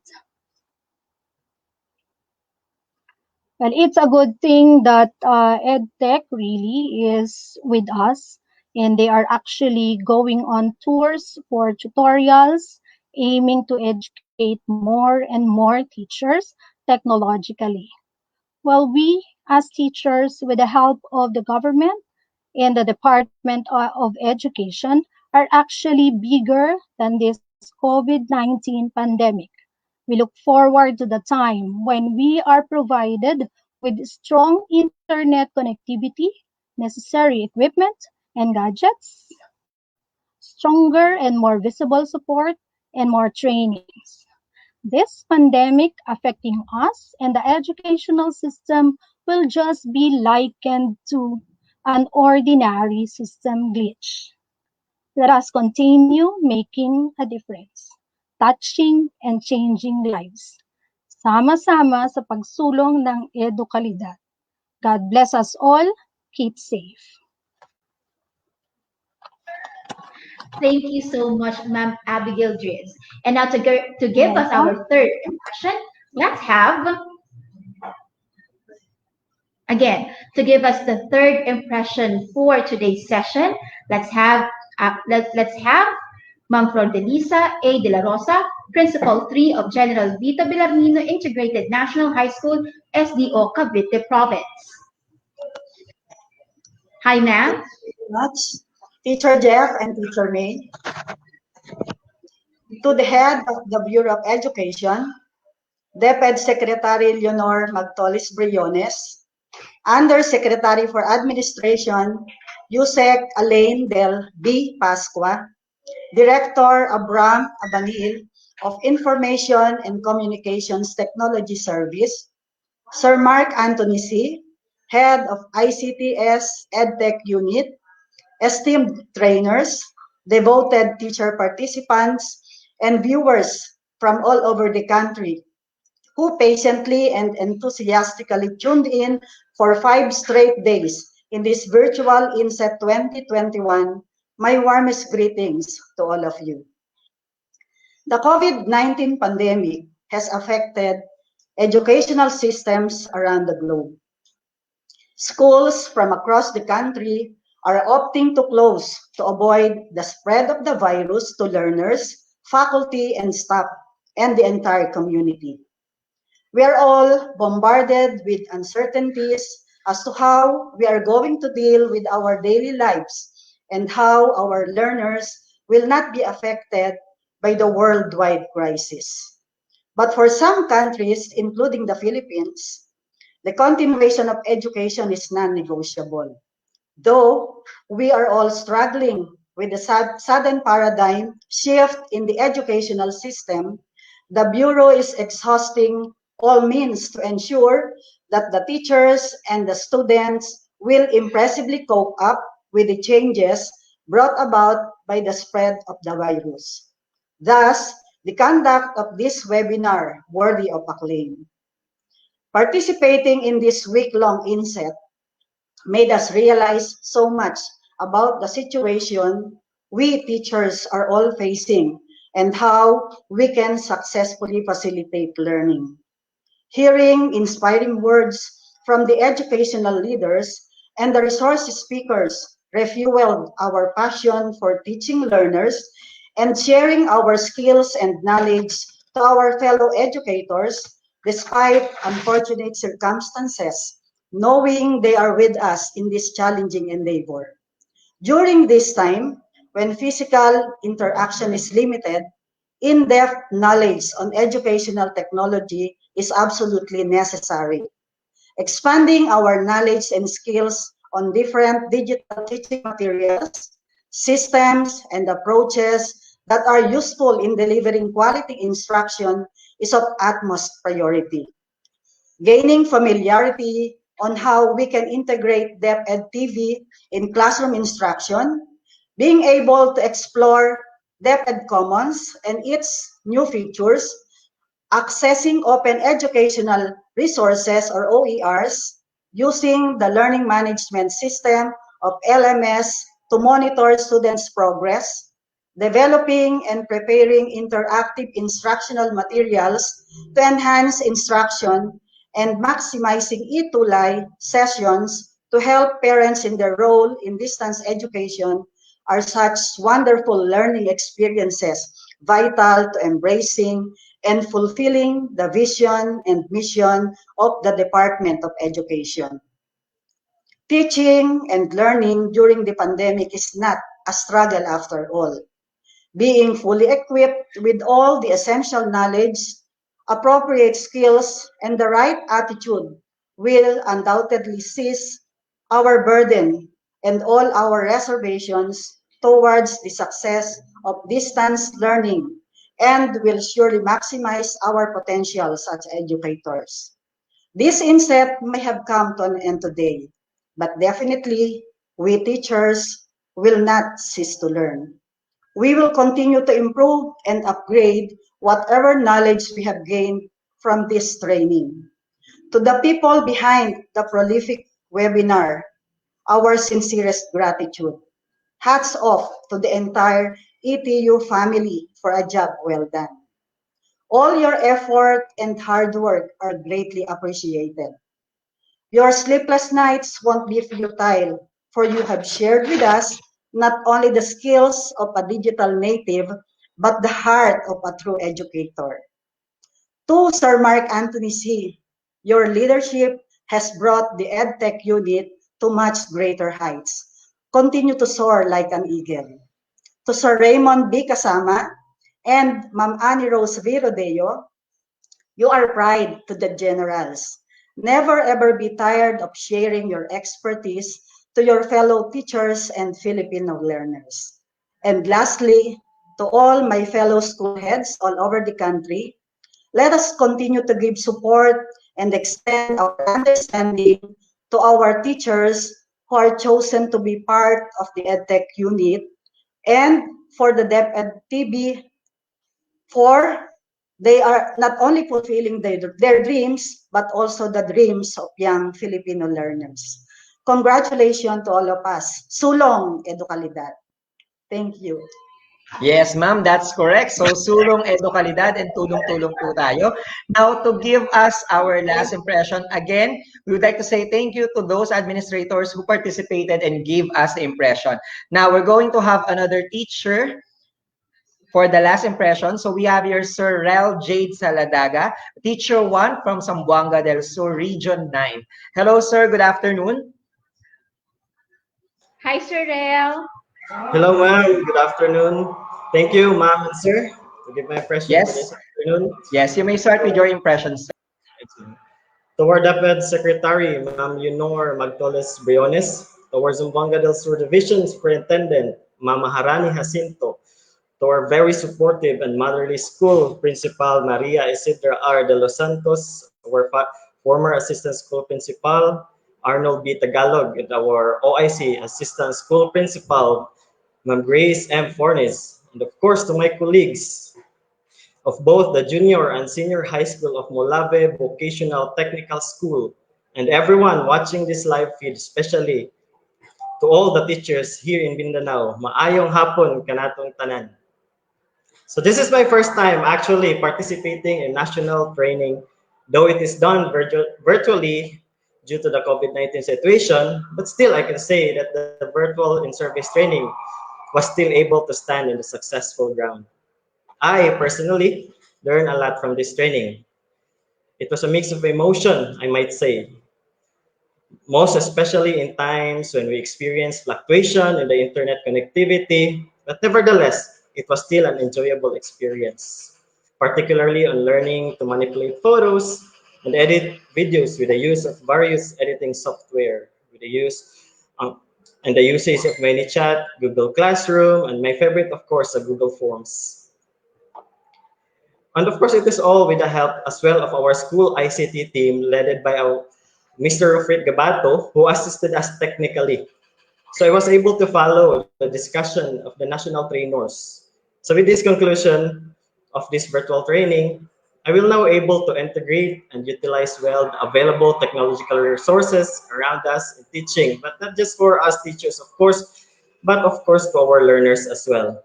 In trying times or normal situations, national trainings are useful. Therefore, congratulations to all the staff for this achievement of this virtual service training. In behalf of Molave Vocational Technical School, thank you, Educational Technology Team. Thank you, Department of Education. So to all teachers in Mindanao, especially to my friends, the commando teachers, we can now go beyond borders in teaching our learners. Laban, teachers. Thank you so much. And I'm hoping for more in-service training like this, more in trainings, because education is always a continuous learning, and more INSET that uses more advanced learning tools that would help us at ease and can integrate more ideas and hopes to our learners. Thank you so much. Thank you, Sir Rel, for sharing to us your impression at mag-iingat po kayo dyan sa Zamboanga. And now, to give us the challenge, here is the head of the ICTS Educational Technology Unit, Sir Mark Anthony C.C. Hello, Sir Mark. Good afternoon. Sir Mark. Kumusta po kayo? Ay, Sir Mark, walang music. Sir, no audio po. No audio po, sir. Pa-check po. Ayan, so kitang-kita naman natin, handang-handa si Sir Mark. Gusto ng i-sign language, no? Kasi talagang kinikater natin lahat ng mga klase ng mga students natin, no? At kung nagtataka po kayo bakit medyo blurry yung camera ni Sir Mark at siya po ay nasa Dumaguete. remote. Yes, nasa Dumaguete si Sir. Pero kahit po siya ay nasa remote, kahit malayo po siya sa central office, no, handang-handa si Sir na magbigay ng kanyang challenge. Ingat po kayo dyan, Sir Mark. Yes. Hello, Sir Mark. Okay na po? Let's see. Audio check. All right. Okay, so since we are still waiting for Sir Mark, no, we're going to have another message that will be given to us by no other than our Undersecretary for the Office of the Undersecretary for Administration, Yusek Alain Del V. Pascua.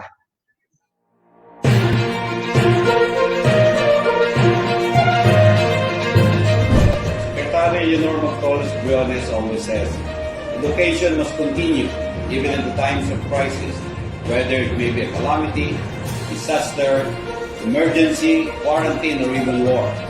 Teachers are called to the forefront to ensure that learners continue to receive educational services in this challenging situation.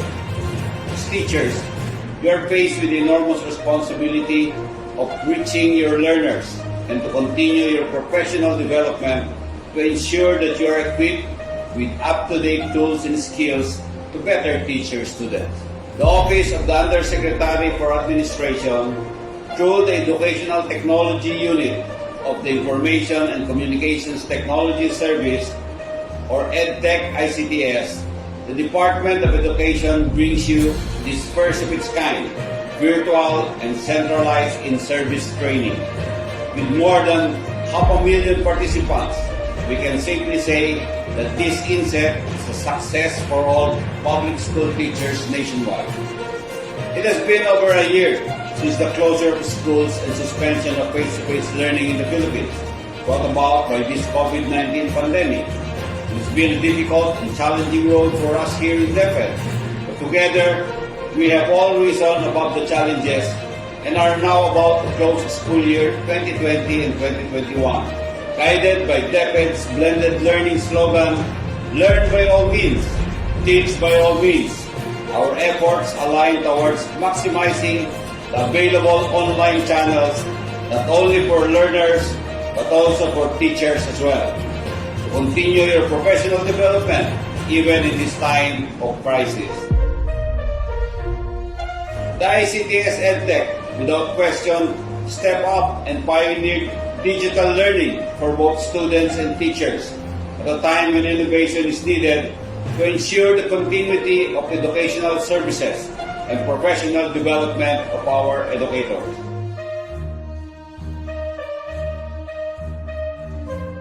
Education in the Philippines has evolved, including all of us as part of the DepEd family, and we will continue to evolve as a country while the world copes with the effects of this COVID-19 pandemic. Congratulations to ICTS EdTech. Congratulations to all participants of this virtual INSET. May you continue to make a difference in the lives of our students. Mabuhay kayong lahat.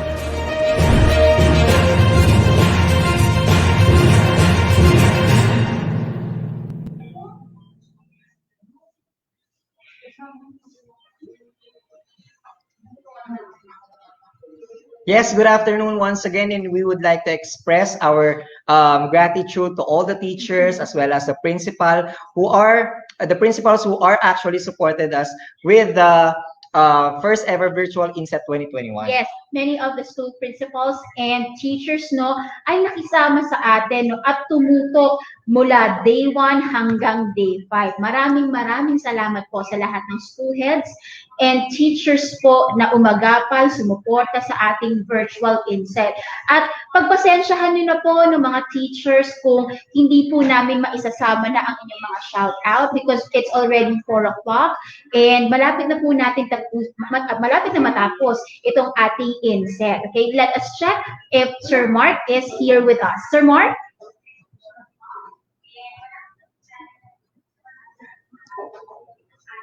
I know po medyo nakaka-encounter si Sir Mark ng technical issues. It's because he is now in Dumaguete. Yes, and for those teachers po na nag-send sa atin ng mga shoutouts nila, no, we just would like to remind you na pwede pa naman po natin gawin yung mga shoutouts na yan. Meron po kaming Itulay tutorial sessions.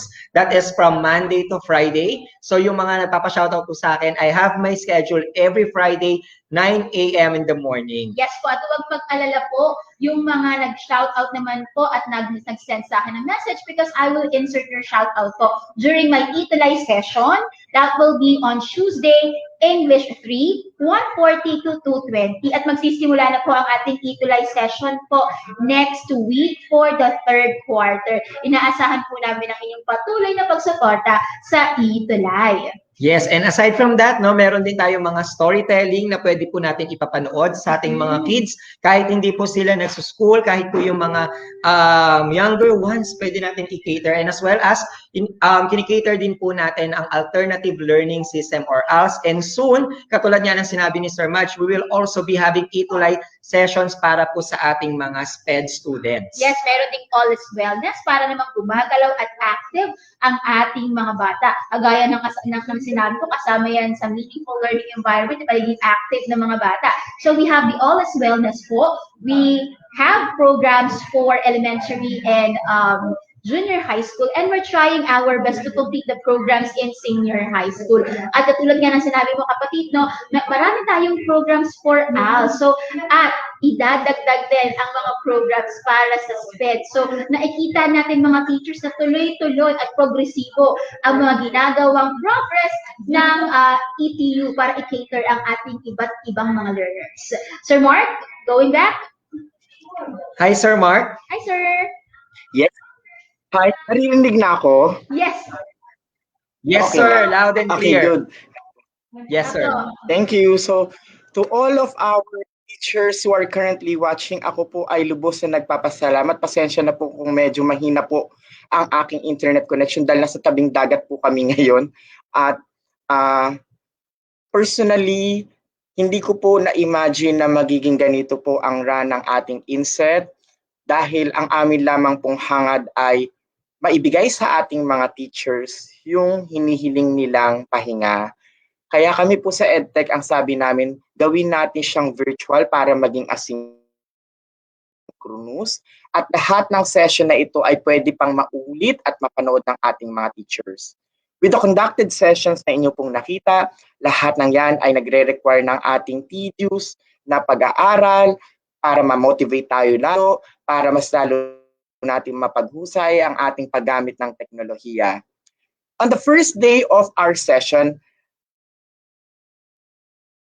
I actually mentioned something na medyo mali yata ang aking concept. Ayan. Na-mention ko kasi na no edtech sa ating PPST. Actually, there is edtech in PPST. Nagkamali ako ng paggamit ng terminology dahil ang gusto ko pong i-mention o ipahayag o explain ay ayusin natin ang ating operational system dahil sa pamamagitan po ng EdTech, ito po ay kinakailangang na makita, lalo yung sa level of competency ng mga teachers. So, I stand corrected po, kinokorek ko po yung sarili ko doon. Uulitin ko po in terms of operationalizing it, yun po ang aking concern. Kung saan, yung teachers na natuto gumawa ng PowerPoint ay maganda naman. Pero ang kanyang skill ay nasa beginner stage. Sabi nga natin, nasaan na tayong klase ng competency at habang tumatagal, gusto natin talaga ang competency ng teacher ay humusay at gumaling. So yun po yung aking ni-request o iniri-request sa ating mga leaders na bigyang silip at bigyang pansin para yung mga initiative ng ICTS gaya ng pag-conduct ng mga Google Certification Program ay maisali o maikonsider siya para habang nag-grow ang ating mga teachers, yan ay nabibigyan din po ng credit sa pamamagitan din ng kanilang pagtuturo, makikita sa kanilang ginagamit na instruction sa loob ng klase, at lahat ay mapapahusay. Everybody will all be good. Kaya sa mga nakasubaybay sa amin mula Lunes hanggang Biyernes, huwag po kayong matatakot kung sakali po na nag-access kayo sa ating LMS ay hanggang ngayon ay flooded pa rin po dahil bukas naman po ang ating system asynchronously at pwede nyo itong bisitahin. Hindi po namin ilalak ang system na iyon. Ang challenge ko po sa inyong lahat ay ito. Mga guro, handa na ba kayo na maging isang digital teacher? Kung opo ang inyong sagot, lahat ng inyong natutunan ay unti-unting pag-aralan, unti-unting isabuhay dahil ang makikinabang ay ang ating mga mag-aaral. Pangarap ko po talaga na matulungan natin ang kapwa guro natin para sa ating mga mag-aaral. There will come a time na ang mga guro sa Pilipinas ay magiging speakers sa ibang bansa, na nagsishare tayo ng ating mga ginawang innovation na kikilalanin ng ibang lugar, ng ibang bansa, at masasabi natin na world-class ang ating pagtuturo. Alam kong malapit nang dumating ang panahon na iyon dahil ang mga gurong Pilipino ay napakahuhusay. Maraming salamat po at sana pa-follow po natin yung safety protocols, yung mga nasa school, siguraduhin po natin na kayo po ay sumusunod sa pulisiyang ito. Mga kaguro, hindi pa huli ang lahat para matuto. Anuman ang inyong edad, anuman ang inyong grade level na tinuturuan, tandaan, ang lahat ay pwede sa educational technology. Maraming salamat po. Thank you very much, Sir Mark, for that wonderful challenge to our teachers. And Teacher May? Teachers, this first virtual in-service training is history in the making. This event is now indelible among the great events that made possible through innovation, dedication, and a heart for service. This in-service training would not be made possible if not for the ardent support of the millions of teachers from the 17 regions nationwide. Who would have thought, teachers, that across islands and seas that separate us, we would come together as one in the ultimate goal of para sa bata, para sa bayan. Para sa mga guro, saludo kami sa sipag at dedikasyon ng lahat. On behalf of the ICTS Educational Technology Unit, maraming salamat po. Pagpupugay sa lahat ng dakilang Pilipinong guro. Para sa bata, para sa bayan. Sulong Edukalidad!